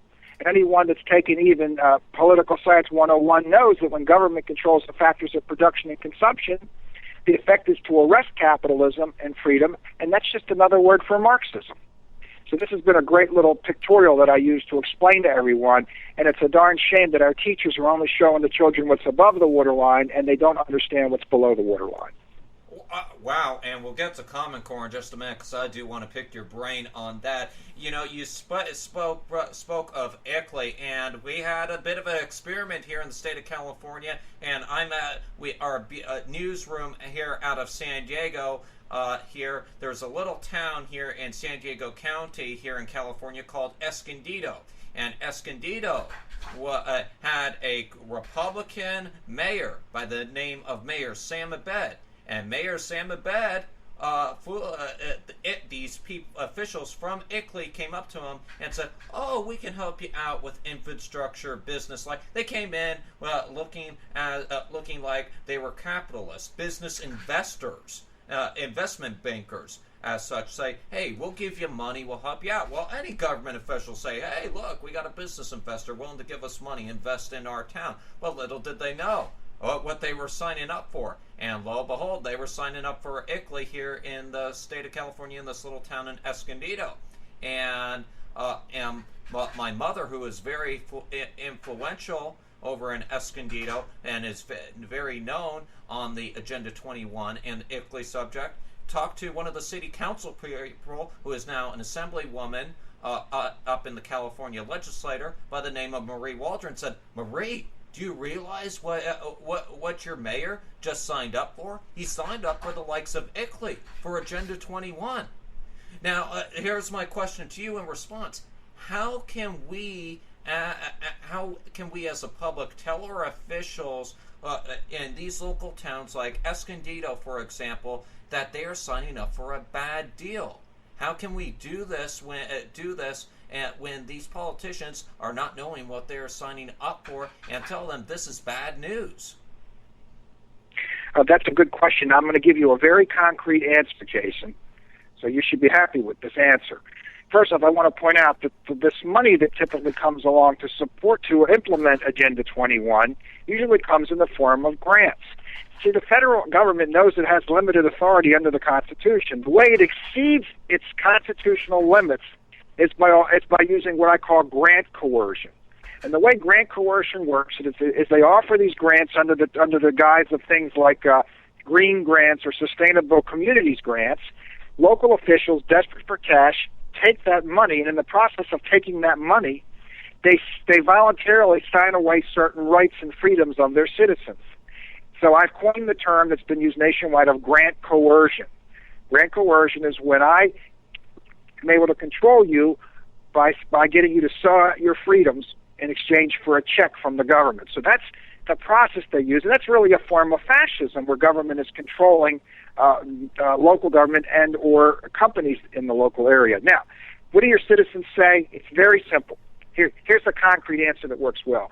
If you want to fight this, there are a couple of things that your citizens can say in a public hearing that will usually trigger a visceral response from the citizens who are going to be affected by this. And here's the terms that need to be used. Number one, you say, this is an attack on our property rights. You're trying to take away our rights. You're trying to downzone our farmers. You're trying to change the densities of properties in our neighborhoods and socially re-engineer our communities. And the way they socially re-engineer communities is through compact development where they use government grants, block grants, to build low-cost housing. And the problem with low-cost housing, while the government calls it sustainable, of course it brings in high levels of Section 8 vouchers, which inevitably brings people in with a poor pattern of personal responsibility because they're on the government teat and receiving services from the government to pay their cost of living. And low-cost housing does not pay for the cost of government services. So the more I build low-cost housing that's occupied by low-income people that are on Section 8 vouchers, the more I have to raise everyone else's taxes to subsidize the cost of services to these people. So if they focus on social re-engineering of their communities against their will, focus on the infringement on their property rights, social on the crime aspects that this kind of re-engineering does to a community, you can usually build very strong public support early on. And then later on in the process, you can say to your county council or your board of supervisors, and by the way, these policies that you're advocating, you should know they're suspiciously identical to Agenda 21. And Agenda 21 is a political/environmental movement that came out of the United Nations, and its goal is to usurp the ownership of private property and give government more control over your communities. And unfortunately, under the Obama administration, there's some very, very damaging things happening through HUD, because HUD is now issuing block grants to promote sustainable housing development, which is just a euphemism for government-approved housing.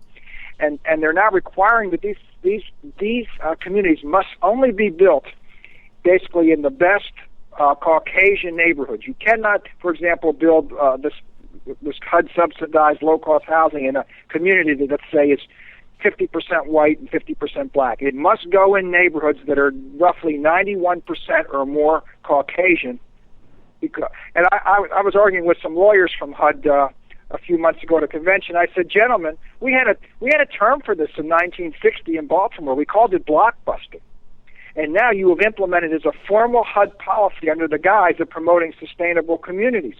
And one of the attorneys from HUD said, well, we believe that anybody in America should be able to live in any community they want. And my response to the HUD official was, well, that's fine. I want to live in Beverly Hills. There's only one problem. I can't afford it.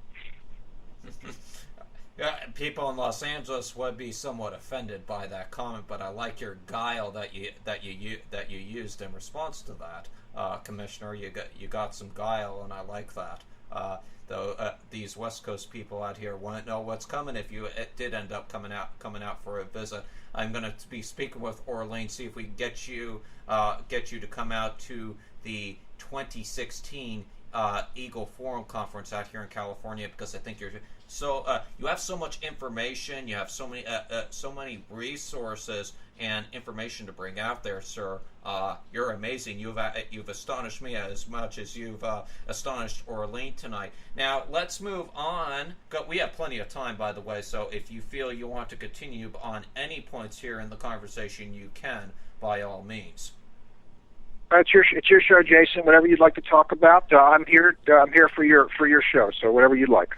Okay, well then let's go ahead and move on to Common Core here. Common Core here in the here in your state, here in Maryland, and how you're trying to fight that as commissioner in your state. Now, I'm sure you're very familiar, especially being on the East Coast. You probably get a lot of East Coast media reports about what the fight that Dr. Joe Rella over in New York has been fighting against the likes of Common Core, and the likeliness of them brainwashing the children with this social justice in the like, and ICLEI in the classroom. I was watching a news report on LA television during their 5 o'clock news during one of our commercial breaks earlier today about kids clearing out the environment and making the environment here in California a safer place to live.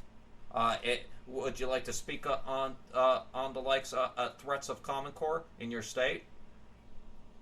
Yes, I can certainly speak on the likes of it. I mean, we have, interesting, in Carroll County, we have an elected Board of Education. And at the state level, our former Democratic governor, who was his administration was unelected a month or two ago, had an appointed state Board of Education. And the state Board of Education took the federal bribes from Obama and agreed in exchange. They sold out our freedoms in exchange for $200 million and said, yep, Maryland will implement it. So in spite of the fact that our local Board of Education was not keen on the idea, they tried to ram it down our throats. There's been a lot of resistance. But I want to start with something very important to give people a framework for analyzing Common Core and understanding what it is. I have two analogies I use. One analogy I use very quickly is it establishes a command and control structure for education similar to the military. You know, for those of you in the military, you know what CQI is, command, control, communications, and intelligence. This gives the White House complete control over curriculum, because anytime they want to change it, they dangle a grant for $100 million. The states and counties, which are strapped for cash, grab the grant and agree to implement whatever Washington, D.C. wants. But the other thing, which is more damning, in my opinion, is what I call, which is the Common Core transformative matrix. Have you ever seen it, Jason? It looks like a clover leaf. No, why don't you go ahead and explain it to me? I haven't heard you put it in that way. Of course, I've listened to a lot of education from Orlean and her graphics, including the Trojan horse comment, which you've so nicely described on tonight. But go ahead and explain that to me, please. Well, they produced using federal money a Common Core transformative matrix, and it looks like a clover leaf. It has four leaves to it. And obviously, if they're going to have a transformative matrix, the obvious question is, well, what are they transforming our children from? What are they transforming them into? So I've actually met with some church officials a few months ago, and because they were starting to teach some of this at a church, and I said to them, do you know what's at the very top, at the North Star of the Common Core transformative matrix? I said, well, I'll give you a hint, ladies and gentlemen. Number one, it's not America. It's not the United States Constitution. It's not God. It's not Jesus Christ. It's not Moses. At the very top of the Common Core transformative matrix, you will see the words global citizen. And I said, would you like to know what a global citizen is? A global citizen is a euphemism for a child that's been de-Americanized, who is a godless, socialist form of government that controls every aspect of his life for the greater good. That's what a global citizen is. And for that reason alone, we should be rejecting Common Core. And I've made a comment. I said you can tell more about the Common Core's transformative goals from what they don't say. There are no references to American exceptionalism, no references to our Constitution, no references to free market capitalism, and certainly no references to the role that God played in our country's inception. You know, you're so right, and we have the like saying there's many public schools who have gotten in trouble, or at least got the guile of parents, by having kids do a paper on what would happen if Hitler would have actually taken over and the U.S. wouldn't have got involved in World War II. My goodness, just imagine a poor child having to write about that and writing what would have happened if the likes of probably one of the most vile dictators in world history would have actually taken over the world. We wouldn't be sitting here having this conversation today, that's for sure. Well, actually, we would have the same thing we have now. We would have Common Core. Yeah. You know, one of the interesting things dealing with this battle, Commissioner, the fight of World War II, and you've been on this earth longer than I have. We probably delayed this fight of Common Core maybe with the fight of World War II by the likes of 50 years, if not less than that. But now we're having to deal with the fight now, and I have to say, there's people like me, there's people like you, there's people like Orlean out here fighting the fight, but there isn't enough people out there fighting this fight. The enemy's winning right now. No, but there are people like you and me that are educating the country, a few hundred, a few thousand at a time, and certainly the forces against Common Core have increased by, I would say, 1,000-fold in the last 2 years. So we are making progress. Well, that's certainly some good news. We need some of your progress that you're having over in the state of Maryland, out here in California, for sure, because we are fighting it tooth and nail out here in the state of California, and it's an uphill battle day in and day out. Now, you put up here on your website, I'm reading here on your website here under your number 3 on your education point here, and say, due to fewer, I'm going to quote you here, due to fewer births, enrollments in our public schools have been declining for more than 5 years. But spending has not declined. In fact, spending per student has increased every year. We need to devise creative ways to reduce overhead expenses and direct more dollars where they count into the classroom. Why don't you explain that to us a little bit, and explain to us not only what public schools in Maryland need to do, but what every school in America, as far as public schools, need to do. Okay, great. Thank you for giving me that question. It's a fun question to answer. But so I'll give you some very staccato answers here to keep this moving. But enrollment is declining in our schools for 2 reasons. Number one, our population is aging. Carroll County is a beautiful place, and people are retiring here. So as our population gets older, our birth rates go down. But there's another interesting component, too, which is somewhere between 20 and 25% of the children in our county do not go to public schools. They go to private, parochial, or home schools. And I've made a tongue-in-cheek remark that's it's kind of sarcastic, but it really amplifies a point. I said it's an interesting observation that the cost of a public school education is about $13,000 a year in Carroll County, Maryland, which means over the life of a child, we're looking at $150,000, $160,000, yet the school system can't even give it away to nearly 1 in 4 families. And I tell people there's a reason for that, and here's the reason. As long as the public school system has a monopoly on our tax dollars and they are funded by the federal and state government, they will teach what government wants. If we implemented an education choice program and they had to compete for our children, things would change dramatically. And I've asked the rhetorical question. I said, what would our superintendent do if tomorrow he knew he had to, any child could go to any private school he wanted and he had to compete for students? Well, the first thing he would do is dismantle his Common Core administrators and replace them with a bunch of marketing people who will go out into the community and find out what it is that parents want for their kids. And then he'd make sure that what they want is what he's selling. And it would dramatically change the character of what our public schools teach. But since they have a monopoly on public school tax dollars, they teach what government tells them to teach, and that's why they're losing enrollment. So the number one solution here, Jason, is competition. And we tried to implement it. We did implement an education opportunity fund in Carroll County 2 years ago. We successfully funded it 2 years in a row. I don't know what's going to happen this year yet. And it made it easier for people to opt out of the public education and choose a private or parochial or homeschool option for their children. I would like to ask you about that because if Orlene Kurla was here, she would have some concerns at least about the private and charter schools, because I know here in California there is some charter and private schools here, and even in-home education systems here that are being what's the proper word to use? Invaded by the likes of Common Core. What are you doing to fight against that and have the pro-Common Core pro-Common Core people come in and try to invade the likes of the private and charter schools and in-home educations of like? Well, this is a serious problem that you've identified, Jason, and it's very real. And it reminds me of remember 25 years ago when VCRs first came out, there was a big battle over whether VHS or Sony Betamax would prevail. And even though Sony Betamax was a better product, there were so many VHS players out there already. Ultimately, the beta format lost, and the old VHS format won.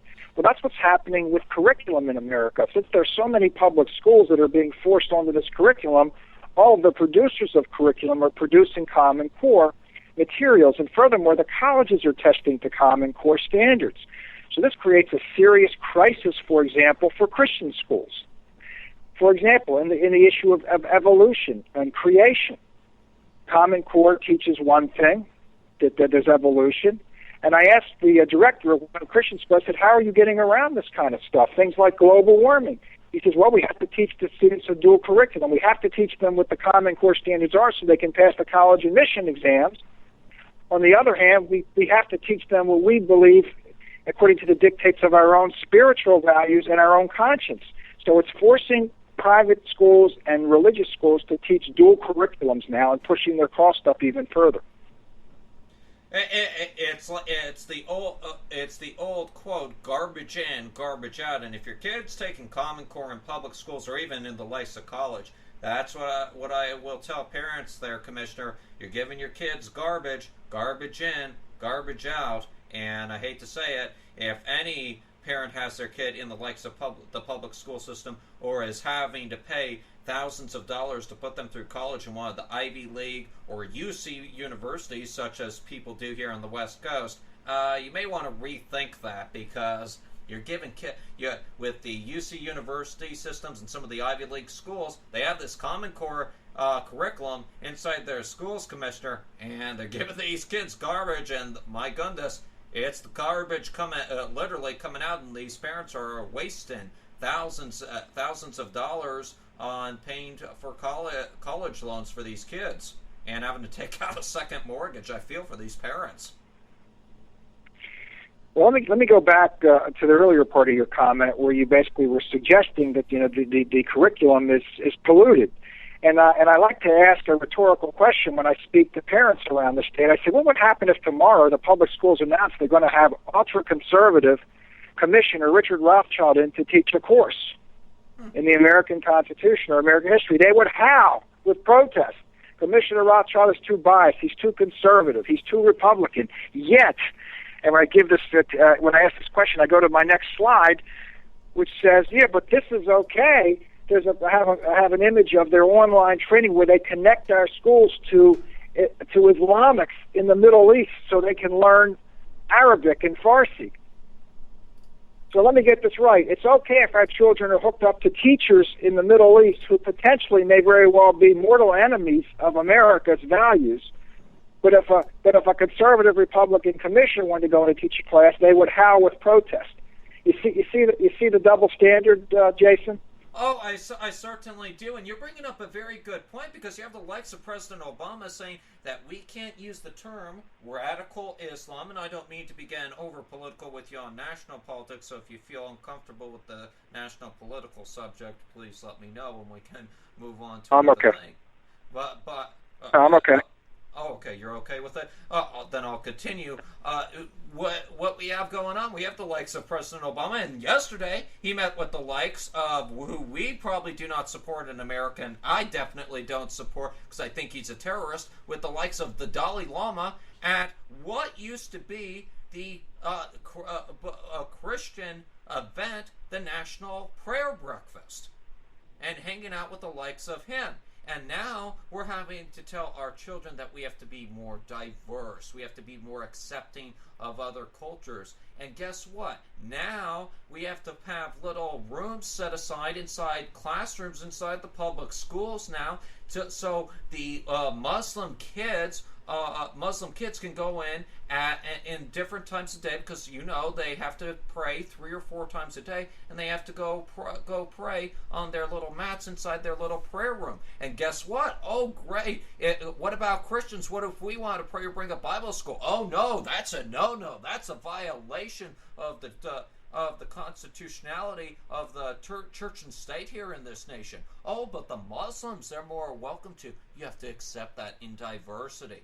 Yeah, you're absolutely right, Commissioner. We have a double likeliness of a double standard, and that double standard is getting worse by the day here with this. Well, you bring up another more fundamental question, Jason, and that's who is going to defend the Judeo-Christian values that made our country great? And right now, it's politically incorrect to do so. And when people say they're tolerant, they believe in tolerance, they usually mean tolerance for every organization and group in the world today, except for Judeo-Christian conservatives. We are persona non grata. And I've spoken at the Institute on the Constitution. I've said, ladies and gentlemen, what we're missing in America today, you're going to laugh, but when you think about it, I think you're going to agree that I'm right. We're missing John Wayne. John Wayne used to say the definition of courage is being scared to death and saddling up anyway. I said, well, ladies and gentlemen, the Constitution will not defend itself. Judeo-Christian values will not defend themselves. If we expect our way of life to be nurtured, respected, and maintained, then we had better be prepared to step up and start going on offense with our values. Because when we remain silent, we are losing. And it becomes very difficult, because anyone that stands up in a public forum and starts speaking in favor of Judeo-Christian values is instantly shouted down as a bigot, a homophobe, or racist. All the ad hominem attacks. But we have to be strong, and we have to stand for our values. Absolutely right, Commissioner. And we're losing our values every day. And I hate to say it, we as the born-again Christians. I don't know. I could probably speak for you if you're a born-again Christian or you're a believer in God. But we, as Judeo-Christians, are responsible for this happening, because we have the likes of certain Christians who say we are not of this world. We're not going to get involved with the outside world. They consider people like me and you who are involved in politics, oh, we're outsiders. We don't want to have nothing to do with that. We're only focused on converting people, having people come to know the Lord, and so many Christians, as of nature, are under that delusion inside the church that we're not of this world, that they don't want to fight, and they've given up the fight. It used to be that 85% of the United States was under Judeo-Christian values, or at least a believer in God. Now that's not the case anymore. Well, Jason, I agree with you, and you've hit on a really, really profoundly important issue, and that is, what is the role of the churches? What is the role of Christian believers? And yes, I am a Christian believer. I have accepted Christ as my personal Savior, but not that long ago, only about 14, 15 years ago did I do that. I'm 59 years old. But I will tell you this, one of my initiatives that I started last year is to try to get the churches activated. Many of them do have the idea they're going to only pray and engage in spiritual warfare against the enemy, but I believe that churches have an obligation to create what I call government ministries. And here's the problem. Here is how we disempowered our churches, and you're gonna like this analogy. The churches confuse politics with government. See, most of them are 501c3 status, and they're prohibited from getting involved with politics. The problem is most church leaders and most boards of elders equate politics to government. They are completely distinct. Politics means vote for me, vote for Jason, vote for Rich. We don't need churches to activate to tell people who to vote for. We need churches to activate ministries to go into public hearings and weigh in on legislative policy and executive policy that affects which direction our government goes. Nothing prevents a church from having a government ministry that says, hey, we should support this bill. It promotes school choice. Hey, we should oppose this bill. It promotes gay marriage. Hey, we should support this particular set of policies regarding family matters because it is consistent with our beliefs as Christians. And churches have subconsciously allowed themselves to be disempowered because they subconsciously equate politics with government and think they'll be violating their 501c3. I want to say it again. Get your church to put together a government ministry, and when you find out that your local government is going to do something that's good for Judeo-Christian values or bad for Judeo-Christian values, get a dozen church members out there and testify for or against it. You will not be jeopardizing your 501c3 status. The only way you jeopardize that status is if you specifically endorse particular candidates, because that's politics. Amazing how this country's deteriorated. And ladies and gentlemen, and I know we have a lot of listeners who are tuning into this broadcast tonight. They're listening tonight. They're saying, how do we fight this thing? How do we do it? Do what the commissioner says. You need to get out there. You need to go to your government officials. You need to go to your church pastors. And guess what? You know what? If your church pastor says, I don't want to get involved, I don't want to lose my 501c3 status, they say, this is not about your tax status. This is about our freedom. Do you want the freedom to preach what you want on Sunday? Not to say that the church is going to be endorsing a political candidate. We understand that. But the church has the right and has the obligation to talk about the social issues. And when I'm talking about social issues, as you mentioned, Commissioner, we are talking about the likeliness of marriage in this nation, the right of marriage between a man and a woman, and or that abortion is murder, a murder of a child.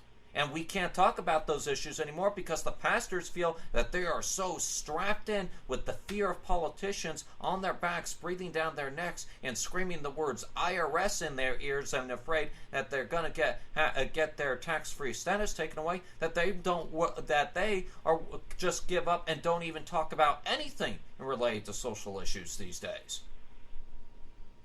Well, that's exactly right, because they don't understand that they are completely distinct issues. Politics is not government. It is different. But I'll tell you an interesting trick that I've seen some churches use.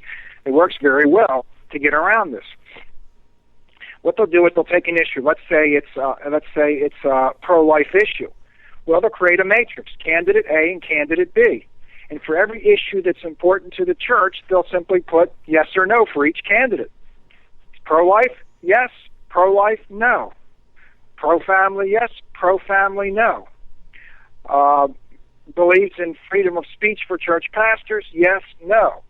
Supports homosexual marriage, yes, no. If all the church does is create a matrix showing where each politician stands on each issue and stops short of saying, therefore you should vote for one or the other, they can get involved that way. And that kind of a voter guide is extremely effective when you put it in the hands of dozens or hundreds of church parishes within a county, because it can sway an election. But they never did an endorsement, so it's not political. Isn't that beautiful? Oh, well, it is. It certainly is. And this is a subject that I debate with people, whether they're believers or non-believers. I debate this on a constant basis of how the church itself has deteriorated as being involved in the community. It has worsened. We had the churches were aligned together here in California, and I'm pretty sure you remember watching nationally. This was a national story back during the 2008 presidential elections when we were running Prop 8 in this state. And how Prop 8, we won Prop 8 in the state, but then the likeliness of the courts overruled what we said as citizens here in the state of California in regards to Proposition 8. And after that, it's like the formation of churches standing up as a whole to fight against this tyrannical government, against speaking what we believe to be true, against our Judeo-Christian values. It seemed to fall apart after that. How can we, Commissioner, bring that back, bring the churches back together as they were during Proposition 8 here in California, and be able to fight this? Well, I'm not familiar with the battle on Proposition 8. Could you just take 30 seconds to remind me what it was in California? Well, this had to do a lot with marriages between a man and a woman, and this would have because you had the homosexuals here in the state trying to legalize gay marriage, and if Proposition 8 ended up staying law here in California, it would have made all homosexual marriage illegal and would have defined marriage as between one man and one woman. And as you know, Commissioner, and I'm sure many of our audience knows, whatever passes here in the state of California usually does become national. And since Prop 8 got defeated, look at what has happened, Commissioner. We've had about 17 states going, 18 states, so it'll probably be 20 in the next 2 weeks that have overruled their homosexual marriage bans and now have pro-homosexual marriage statutes in place, allowing homosexuals to marry and be able to get tax benefits.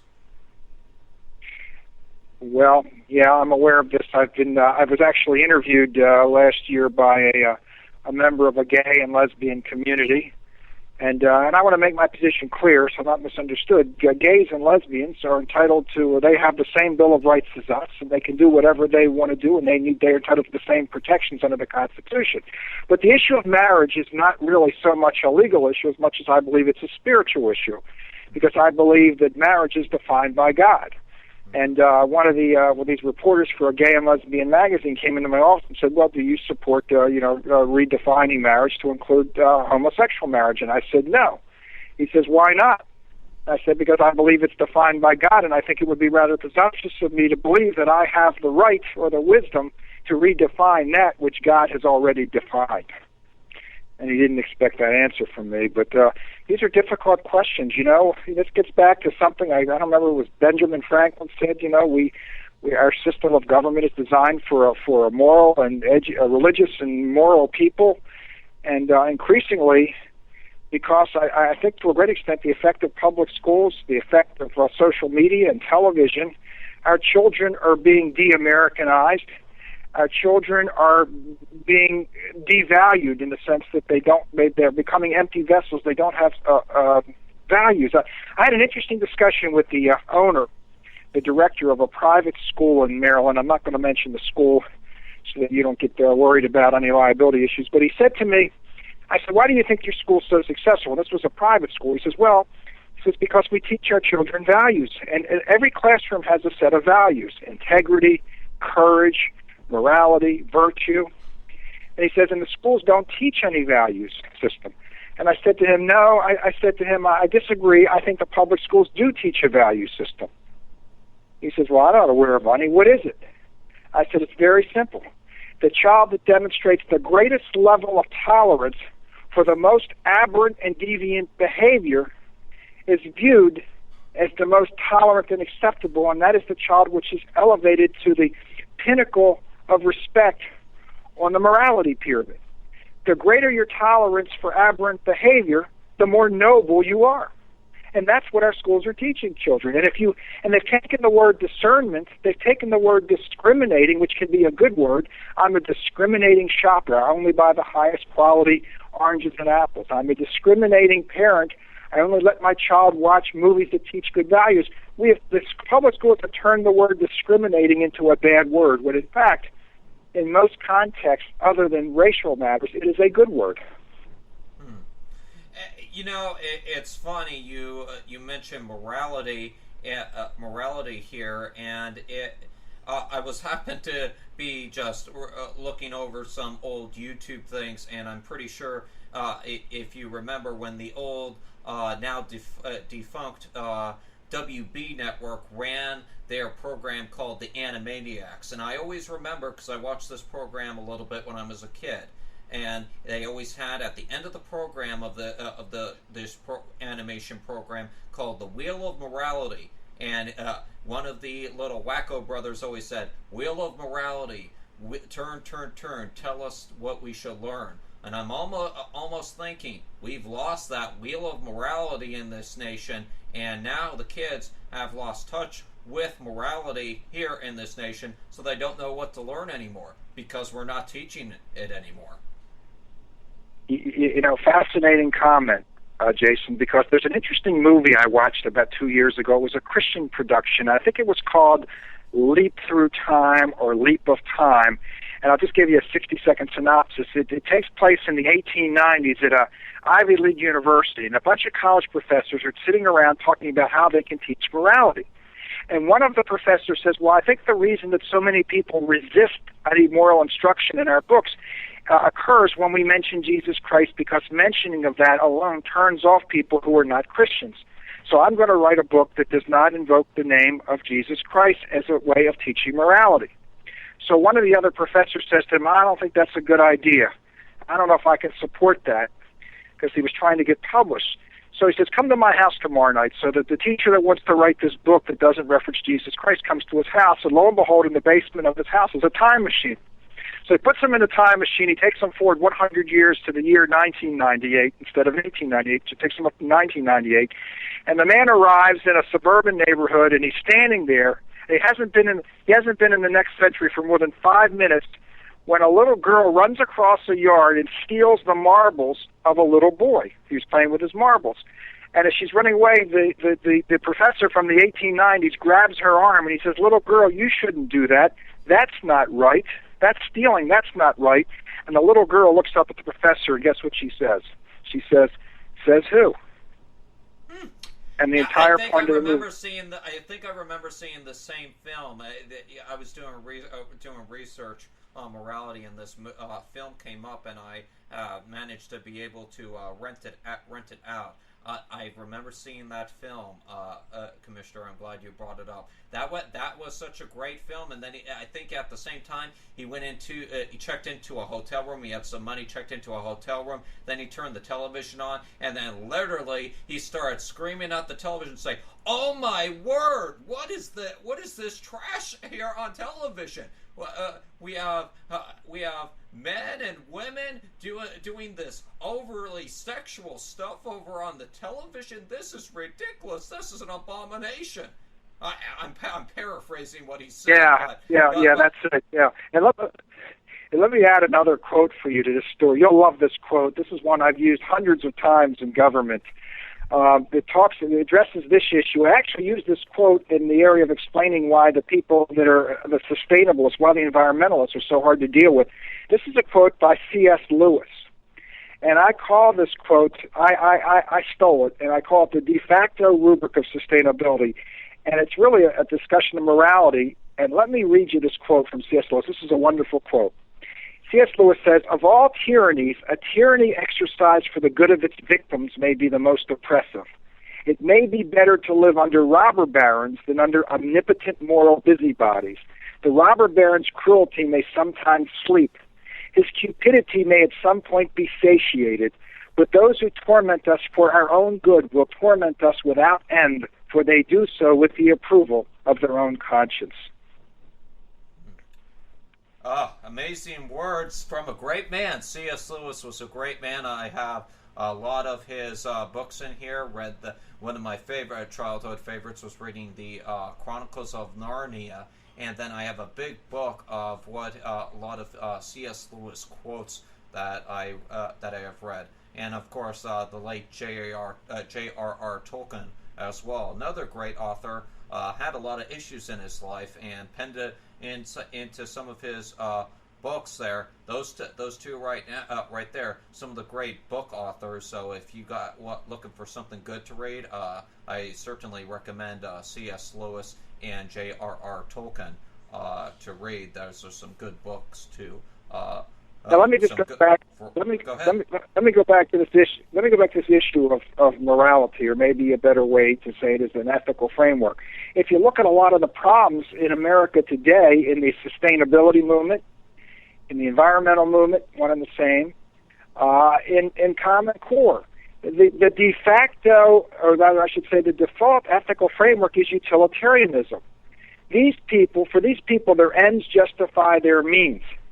They are so certain that what they're doing is good that there is no limit to the amount of deception, expense, manipulation, control, or divisiveness they will inflict on our society to achieve their ends, which they alone deem noble because, again, their ends justify their means. And if you look at the American Constitution, and you look at our Declaration of Rights, it's not really utilitarian. You know, the people ask their questions sometimes. I love to ask this question to people, what's the purpose of government? And you listen to them floundering. Well, the purpose of government is very clear. It's very clearly stated in the Declaration of Independence. The purpose of government is to protect our unalienable God-given rights of life, liberty, and property. And within those rights, we have a right to be wrong.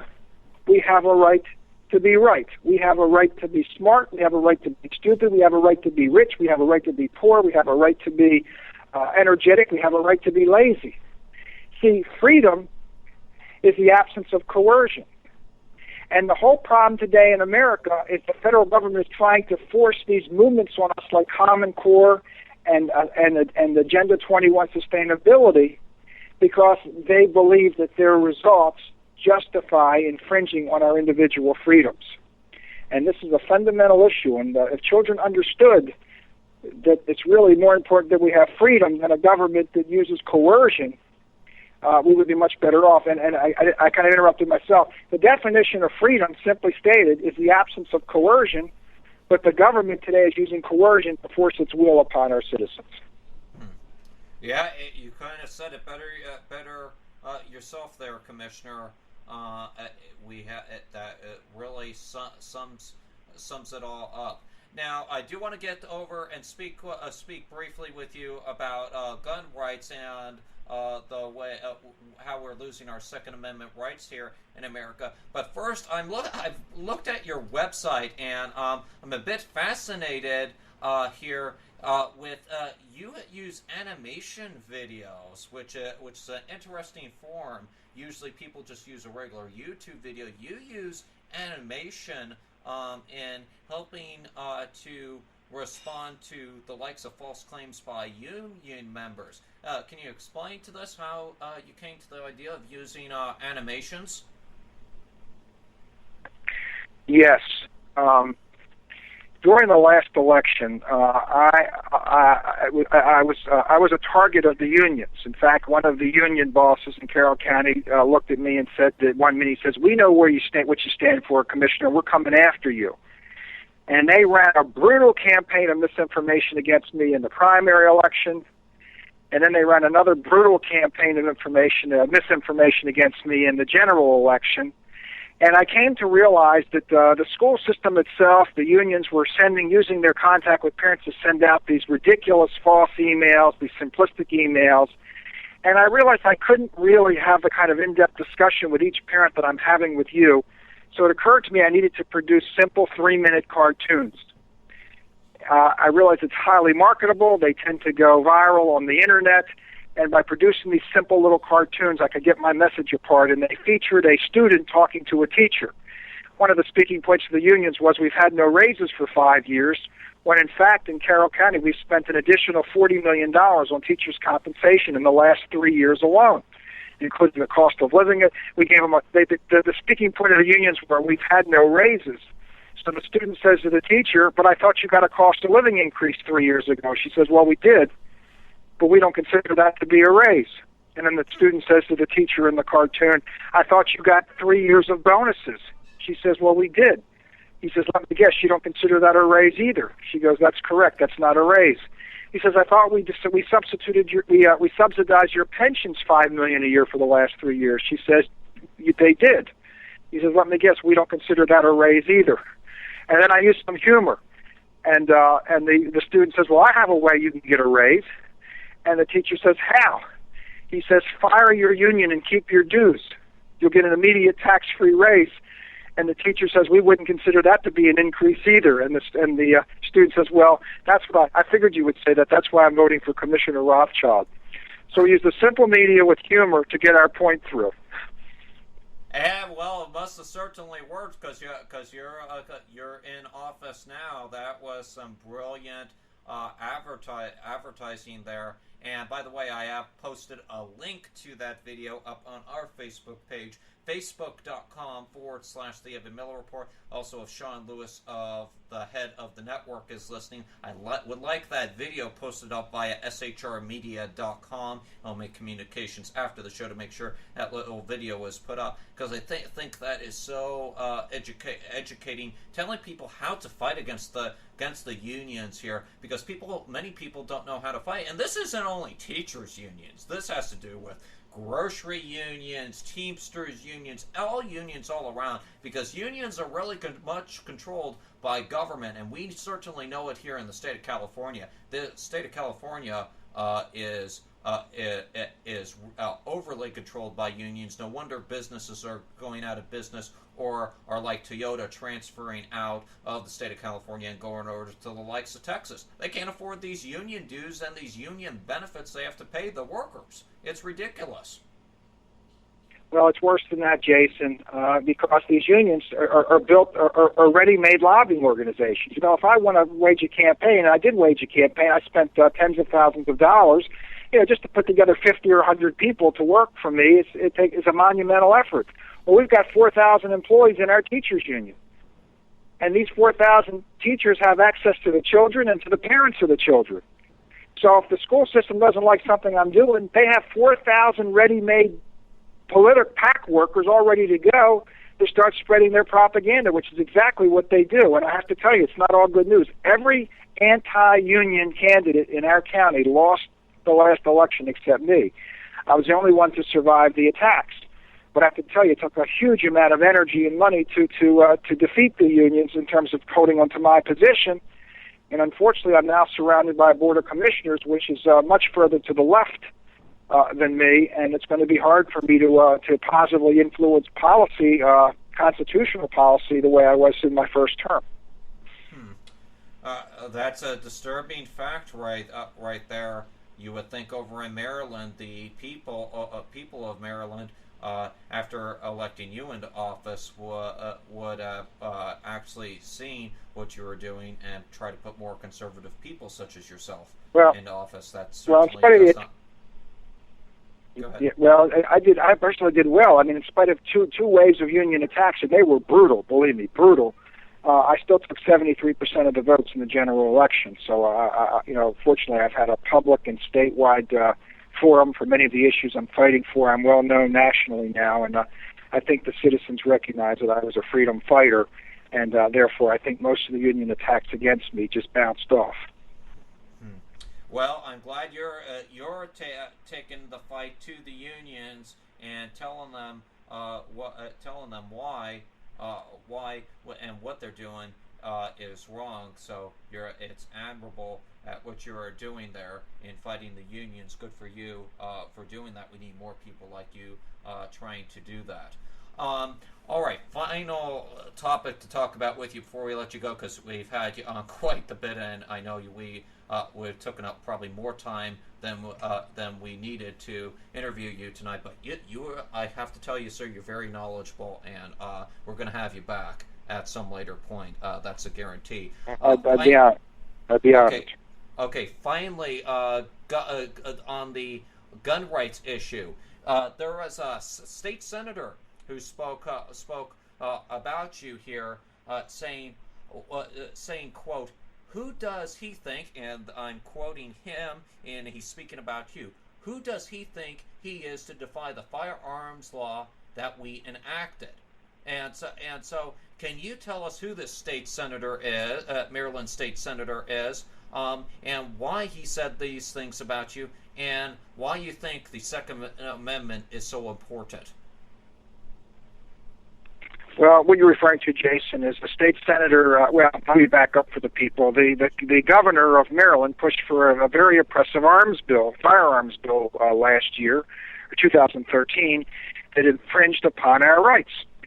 And of course, Maryland, like many states, Maryland law preempts local law. And I happen to believe that when we take an oath to the Constitution, it means something. And I've had this argument with many, I should say discussion, because I think officials like to hear this. I say, if you're going to take an oath to the Constitution to uphold it, it seems to suggest that you should have some level of discretionary power to uphold it. So I said, and I've asked officials, most of them think it's all up to the Supreme Court, and I've said to officials, let me ask you this. If you took an oath to the Constitution and the governor tomorrow ordered you to round up all the people with green skin and put them in boxcars and ship them to concentration camps, would you do it? And some percentage, about a third of them will say, well, no. And I say, why not? They say, well, because that would be wrong. It would be unconstitutional. And I say, well, then you would be upholding your oath of office if you refuse. So the duty of noncompliance is an inherent part of taking the oath of office. So here's what happened when the governor passed his gun bill. I took the position that there were components of it that were clearly unconstitutional. And even though I didn't have the authority to undo the state law, I did something else that was fairly intriguing. I passed a resolution prohibiting the use of any county resources, personnel, or detention center to enforce the gun bill. And then I got my sheriff to sign on and my state's attorney to sign on. And I took the position that I was nullifying it. And the local liberal paper said, oh, Commissioner Rothschild might as well shake his fist at the sky when it's raining. This doesn't matter. And I said, well, I think it does. If my sheriff won't arrest and my state's attorney won't prosecute and the county commissioners prohibit the use of any county resources to prosecute, then I would argue I've done a pretty good job of nullifying components of this bill. So that's what I did. One of the state senators criticized me. I'm not sure which senator it is. I think I know who it is, but I'd rather not. Well, I was told by someone else, and this may be wrong, that it was Senator Klausmeyer. I don't know if that's true, but that's what I was told. And her position was that I should, that who do I think I am, defying the state law. And then the Institute of the Constitution, they were the cavalry that came to my defense. They said, no, Senator, it's not Commissioner Rothschild that's breaking the law. It's the state Senate that's breaking the law by passing a bill which is clearly unconstitutional. It's you who should be arrested, not Commissioner Rothschild. So it was extremely interesting to watch this play out in the media. Wow. Amazing. And briefly, if you can explain to me, and this may have been something during the election, because I did try going to the link for this, and it's a dead link, but explain to me abortion pill. I'm baffled by this thing called abortion pill. What is this about? I don't recall taking any issue on that, Jason. I'm sorry. I'm going to have to feign ignorance on that. I don't recall ever taking a public position on that issue, so I'm not sure what you're referring to. Okay, yeah, I'm just seeing here how to order the abortion pill online here on your website, so I was a little... that was a virus. Let me talk about that. I thought I removed that. I received an email saying that they had infected my website with a virus, and on the donate page, someone said had inserted the language "order an abortion pill." I went into my website design software and took out the HTML code a week ago to delete that, and it deleted, and now it looks like somebody's put it back in, according to you, unless that's an old printout. So that was a virus that someone used to try to sabotage my website. I never put that on there. That was an invader. Okay, so you do have enemies, ladies and gentlemen. So you see how influential Commissioner Richard Rothschild is. So influential and the likes that people are trying to shut him down. What happened to the freedom of speech, ladies and gentlemen? I think somebody's trying to limit the commissioner to his freedom to express himself on his own website.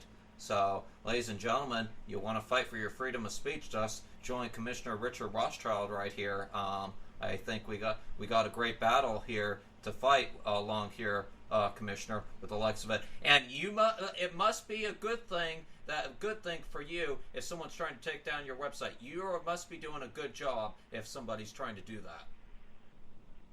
Well, suffice it to say, Jason, I'm a polarizing political personality. People either love me or hate me, and I'll leave it at that. But I do my best to try. I try my best to try to do what I consider to be on God's side on these issues. I don't know that I have wisdom to always be right, but I try to uphold my oath of office. I try to make sure I am always protecting my citizens' unalienable God-given rights of life, liberty, and property. And I try to preserve the values that made America great. Well, Commissioner, certainly appreciate you giving us the time today. And you know what? I was searching online and research for material to talk about tonight, and happened to see that you were on Fox and Friends during your election. So you did get some national attention during your election cycle over there in Maryland, and happened to appear on Fox and Friends. And I know there's people here at this network who are not too keen of Fox News, considering that they've changed their positioning in the past few years. But we know that if the likes of you, Commissioner, are showing up on Fox and Friends in the morning during election time and making national news, that certainly speaks volumes right there. If you're showing up on national media like that, so sir, your reputation precedes yourself there, sir. Well, thank you, Jason. I'm humbled by the kind comments. That Fox interview had to do with a very inflammatory and controversial issue. The Obama administration tried to transport illegal aliens from Central America up into my county without our knowledge. And I contacted the U.S. Department of Health and Human Services, and I said no. And I said, if you have any planes, trains, or automobiles on their way to Carroll County, turn them around right now. You're not going to commandeer my resources. And under federal laws, you cannot commandeer my resources. And if you continue forward with what you're doing, you're going to have an issue when you arrive in my county. So a showdown occurred between myself, HHS, and a couple of U.S. senators, and ultimately they decided that they didn't want the embarrassing confrontation. I presume that's what they decided. And they aborted their plans to use my county as a dumping ground for illegal aliens. Yeah, we had a similar issue happen here in the state of California and you probably saw this on national media at the same time, or late last year or near the end of the summertime, when the mayor of Murrieta had to do the same thing and said, hey, we can't afford to take care of all these illegal aliens that are being bussed in from across the border. And of course there was the debate going on at the particular time to open up these special centers, immigration centers, to put these immigrant kids coming in across the border from the likes of Arizona and Texas, etc. So, wow. And this sort of proves to what Eric Odom said late last year in his report to us from Liberty News, that they were flying illegal aliens over to the East Coast and the Midwest. It certainly proves his point of his investigative piece that was certainly happening, and how that affected your particular district over in the state of Maryland. So this is new news to us. I'm glad you brought this up to us, because this certainly proves the point. And of course, the immigration issue is still a very big issue right now, considering that President Obama is debating now with the likes of the GOP-controlled Congress on funding for his immigration. His executive order on immigration when it comes to the nation's budget. You know, Jason, when I talk to the federal government about this attempt to bring these illegals in, I'll be honest with you, I think they're lying through their teeth. I said to one deputy secretary, I said, so let me get this right. You say they have families in America, but you're going to bus them 2,500 miles up to my county, only to do what? Ship them back? I said, I don't believe they have families in the U.S. When you say you're going to reunite them with their families, I think what you mean is you're going to use them as anchor children to then bring their families up from Central America. And I said to HHS, I have another question for you. Are you planning on surrounding this holding facility with troops armed with M16 rifles? She says, why do you ask that, Commissioner? I said, because you say you're going to put them in this detention center. Suppose they don't want to stay. Suppose on a Friday night at 8 p.m. some of them want to just leave and walk out. And once they get onto the streets of my cities, they become my responsibility. Are you going to wrap it in barbed wire and armed guards and keep them in there? Is it going to be a prison? Because if not, they're all going to leave. And the minute they leave, they're going to become my burden and my responsibility. And I got nothing but silence on the other end of the phone. So I'll be perfectly candid with you, and I'll say this overtly. I believe that they were lying to the public when they explained what they were intending to do. Wow. Commissioner, I have nothing but high regard for you, and my goodness, I don't think we have spoken to a guest like you since the Evan-Miller Report was on our previous affiliation on online radio late in the summer of last year when we spoke to school superintendent Dr. Joe Rella. That was an influential guest. My goodness, I think you're coming in a pretty close second. You guys are going to become the top two guests here on the program. I'd like to see if we can have you back next week, Commissioner, because I do want to talk more with you on some water rights issues and property rights issues, because you do have property rights on your website, and I'd like to ask you about Keystone Pipeline next week and what your opinions are on the likes of that and some other issues. And unfortunately, we're running out of time tonight, but I would like to have you back next week for a follow-up if you're available. Yeah, that's fine, Jason. Just give me a call on either over the weekend or Monday, and we could try to schedule something for the next within the next week or two. Okay, well, we look forward to it. Ladies and gentlemen, we've been listening to Commissioner Richard Rothschild out of District 4 over in the state of Maryland. And Commissioner, real quick, can just tell people, for those of you them who are outside of Maryland, where is District 4 exactly, and where they can go and find more about you and contact you? District 4 is in the southwest side of Carroll County, Maryland, and Carroll County is located approximately 25 miles west of Baltimore City. It's a rural agricultural community. They can reach me several ways. My email is teamrothschild@AOL.com. That's like football team, Team Rothschild. Rothschild is spelled R-O-T-H-S, like silent, C-H-I-L-D, @AOL.com. They can also go to my website, richardrothschild.org, and they can also see me on Facebook under Commissioner Richard Rothschild. And the best way to reach me is to just go to Facebook and send me a private message asking to friend me, and I'll be happy to make you a friend on my Facebook, and then we can take it from there. So that's Commissioner Richard Rothschild on Facebook. Commissioner, thank you so much for joining us and taking the time tonight. And as I said, ladies and gentlemen, the fight begins with you. If you're not willing to fight, this nation's going to be taken over. Join people like the Commissioner. Commissioner, thanks so much, and we will be in touch. Thank you, Jason. God bless you, and thank you for the service you're doing for our country, and thank you for standing for liberty. Thank you, sir. God bless you. I'm Jason Miller. You're listening to the Evan-Miller Report. We'll be right back with some news from Washington, D.C. and Corey Evans' lawsuits across America. You're listening to the Evan-Miller Report, and we'll be right back after these messages.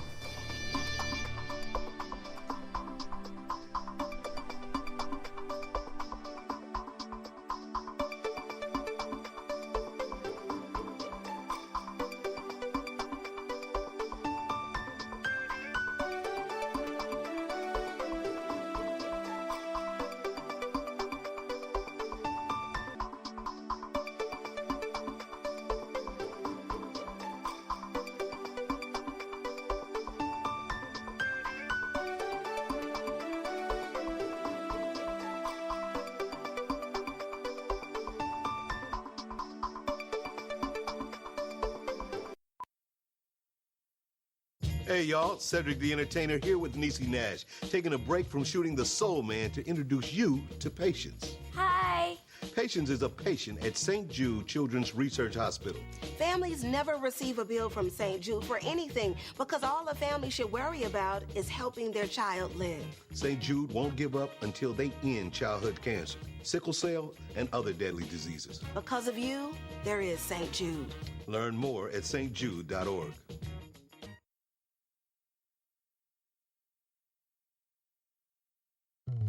Let's get back to the Evan-Miller Report on SHR Media and Pundit Press Radio.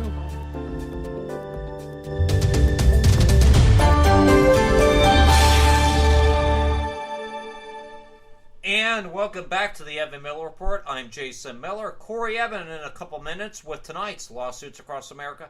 Folks, I'd just like to take one more moment and thank Commissioner Richard Rothschild for joining us on the program for an extended interview tonight. We were only supposed to be doing him for maybe an hour at the most, and he gave us an hour and a half. I think I'm timing that right. Maybe it was an hour and 15 minutes, but we'd like to thank the commissioner for joining us for that extended interview. So much to talk about. This gentleman is so knowledgeable, one of the most knowledgeable person I've spoken to regarding just about anything, ladies and gentlemen, and we thank him for joining us, and we're going to see if we can have him back in the coming weeks to talk about more issues, because there were certainly some more issues we could have talked about tonight.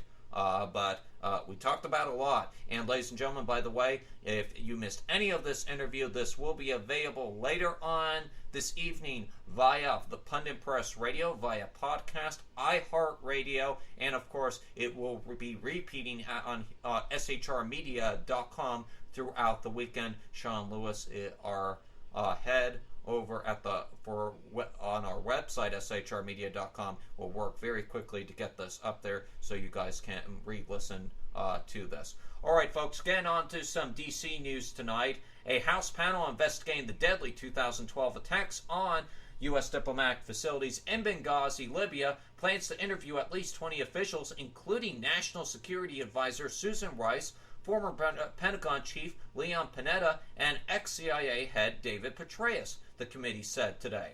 The list of interviewees at Vertibral who's of U.S. foreign policy and national security officials emerged as Democrats complained about the unlimited budget of the Select Committee on Benghazi and its open-ended schedule, as it covers similar ground to earlier investigations. Democrats say the committee's efforts are politically motivated and aimed at undermining the possible presidential candidacy of Hillary Clinton. She, of course, was Secretary of State when the September 11, 2012 Benghazi attacks killed U.S. Ambassador Chris Stevens and 3 other Americans. Republicans say Clinton's State Department failed to protect diplomatic personnel. Previous investigations have said that the compound where Stevens died was not well protected, but that CIA and U.S. military responded properly. A Republican congressman is brushing off criticism from conservatives angry that he didn't vote to repeal President Barack Obama's health care law. U.S. Representative Bruce Poliquin of Maine joined Reps Bob Dole, not to be confused with the late Bob Dole, that's Bob Dole of Illinois, and John Contento of New York to become the only 3 Republicans to vote this week against a proposal to repeal the Affordable Care Act. Poliquin says he opposes the law but believes a replacement plan needs to be developed first. Furthermore, the House has voted several times to repeal the law and has never become a reality, he said. He continued to say, insanity is doing something, the same thing over and over again and expecting a different result. The freshman representing the vast rural 2nd District said Friday. He continued saying, I'm doing exactly what I told the voters I would do, which is to come down here and fix problems. But some conservative groups are condemning Poliquin for his action, including the National Board of Libertarian-leaning Republican Liberty Caucus, which voted Thursday to rescind its endorsement of him. They said, quote, of his vote, we are both stunned and disappointed by Representative Poliquin's vote, said Matt Nye, a national chairman of Liberty Caucus. In a statement, he continued saying that the Campaign for Liberty group which was voted by founded by Ron Paul, saying he broke his pledge to support and cast every vote for legislation that would repeal or defund Obamacare.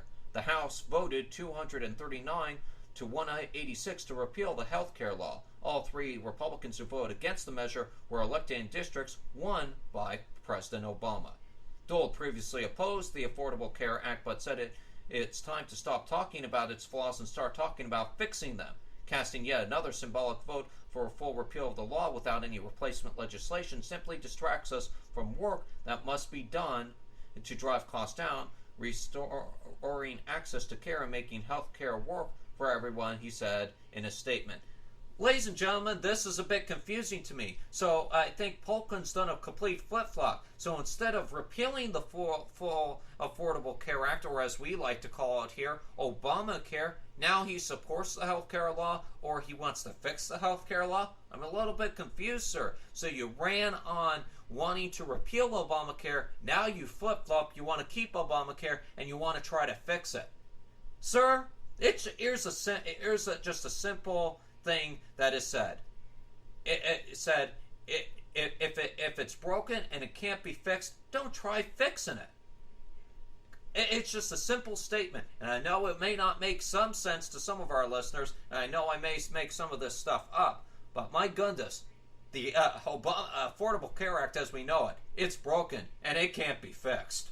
My goodness, how ridiculous is this guy? And good for that group who formally supported him, the Republican Liberty Caucus, for telling him what for and saying that they are pulling their endorsement of him. Good job for them. All right, ladies and gentlemen, before we wrap up tonight's program, we're going to go over to Corey Evan. He has a special Friday edition of tonight's Lawsuits Across America. Corey, take it away.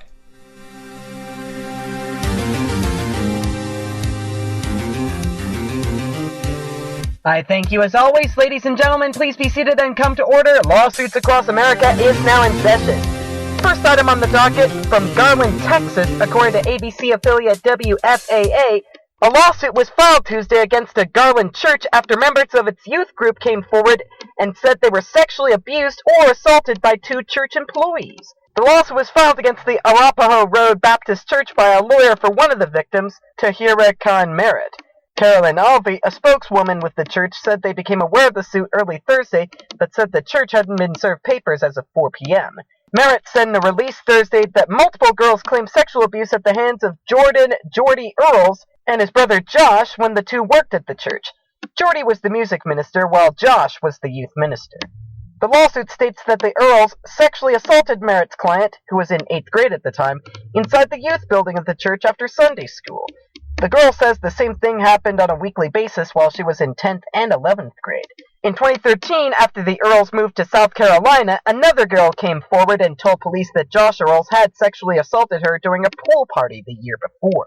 The lawsuit also says that the brothers solicited girls at the church to send nude photos. After an investigation, Josh was brought back to Dallas and charged with making pornographic videos and images of several underage girls. Jordy Earls was also brought back and charged with child pornography and sexual abuse. Both brothers have pled guilty. Josh is now serving 12 years in federal prison. Jordy will be sentenced on February 8th. The lawsuit claims negligence and gross negligence on the part of the church, which, if this is going on, I suspect the judge is going to bring down the hammer big time. Or at least he should.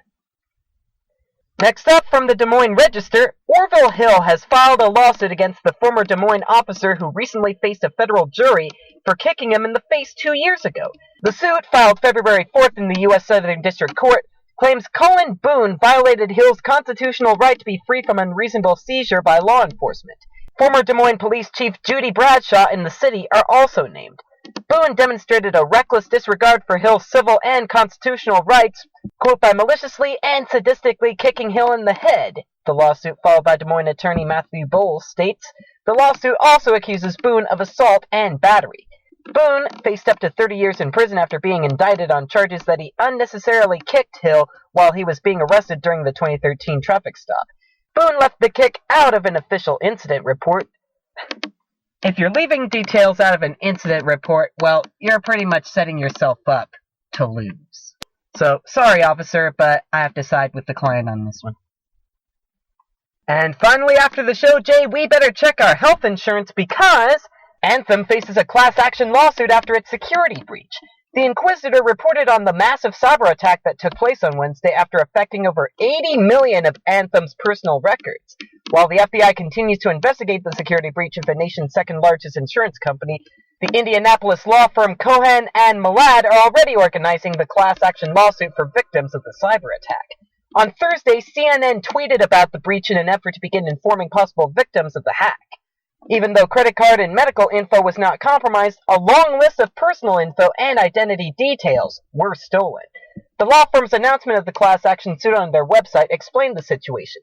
Quote, the lawsuit alleges that Anthem failed to safeguard the personal information of current and former clients, allowing computer hackers access to information such as birth dates, social security numbers, physical addresses, email addresses, employee information, and income information, unquote. Owen Levin, an attorney with Cohen and Malad, noted that, quote, Anthem needs to get its act together. It needs to protect people's data, and it needs to provide whatever remedies are allowed by law. The premise of the lawsuit addresses a fundamental breach of contract by Anthem to its millions of affected victims.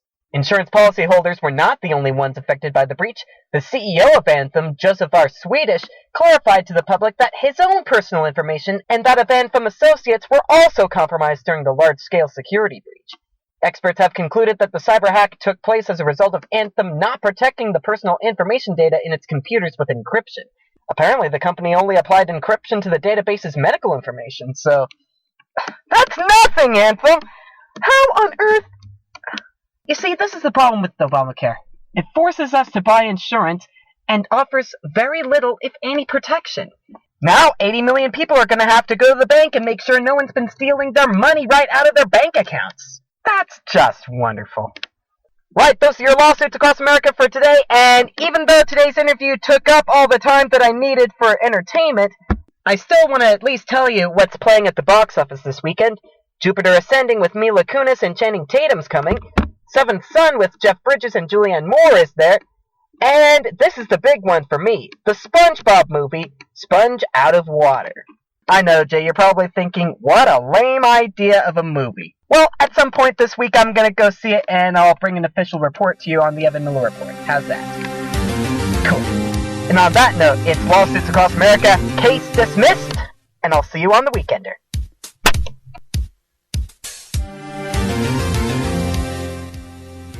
Corey Evan with tonight's Lawsuits Across America and what's going on at the box office for the weekend. Thank you very much. And ladies and gentlemen, I am not against SpongeBob. I just don't personally think it is my time to go and see that movie, and I'm not into it. If your kids are into it, by all means, they can go see the film. That's why you got your First Amendment rights in the nation, so nothing against people going to see the film. If they want to go see it, they can go see it. I'm more of wanting to go see that science fiction film Jupiter Ascending starring Milana Kunis myself, but hey, that's why we got the freedom to go see what we want to see in this nation.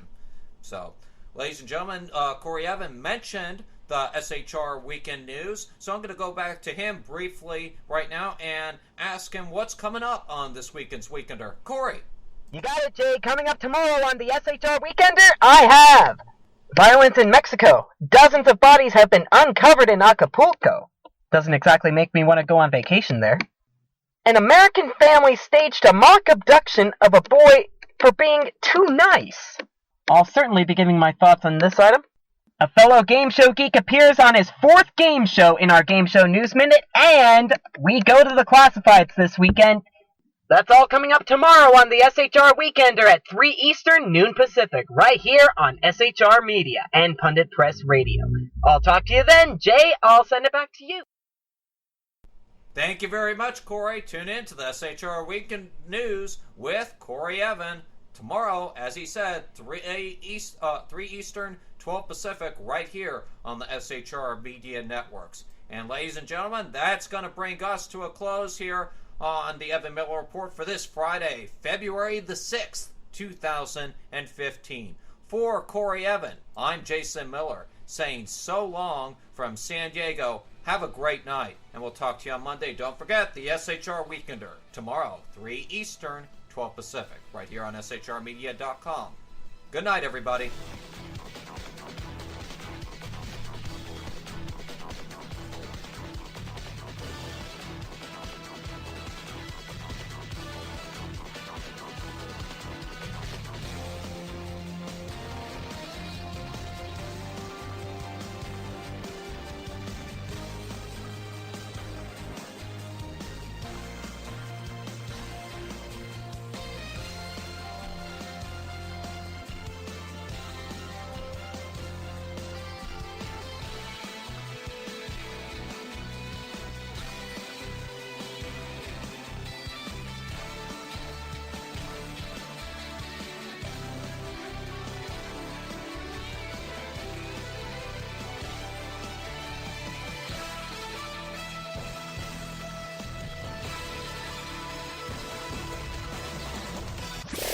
Conservative media done right.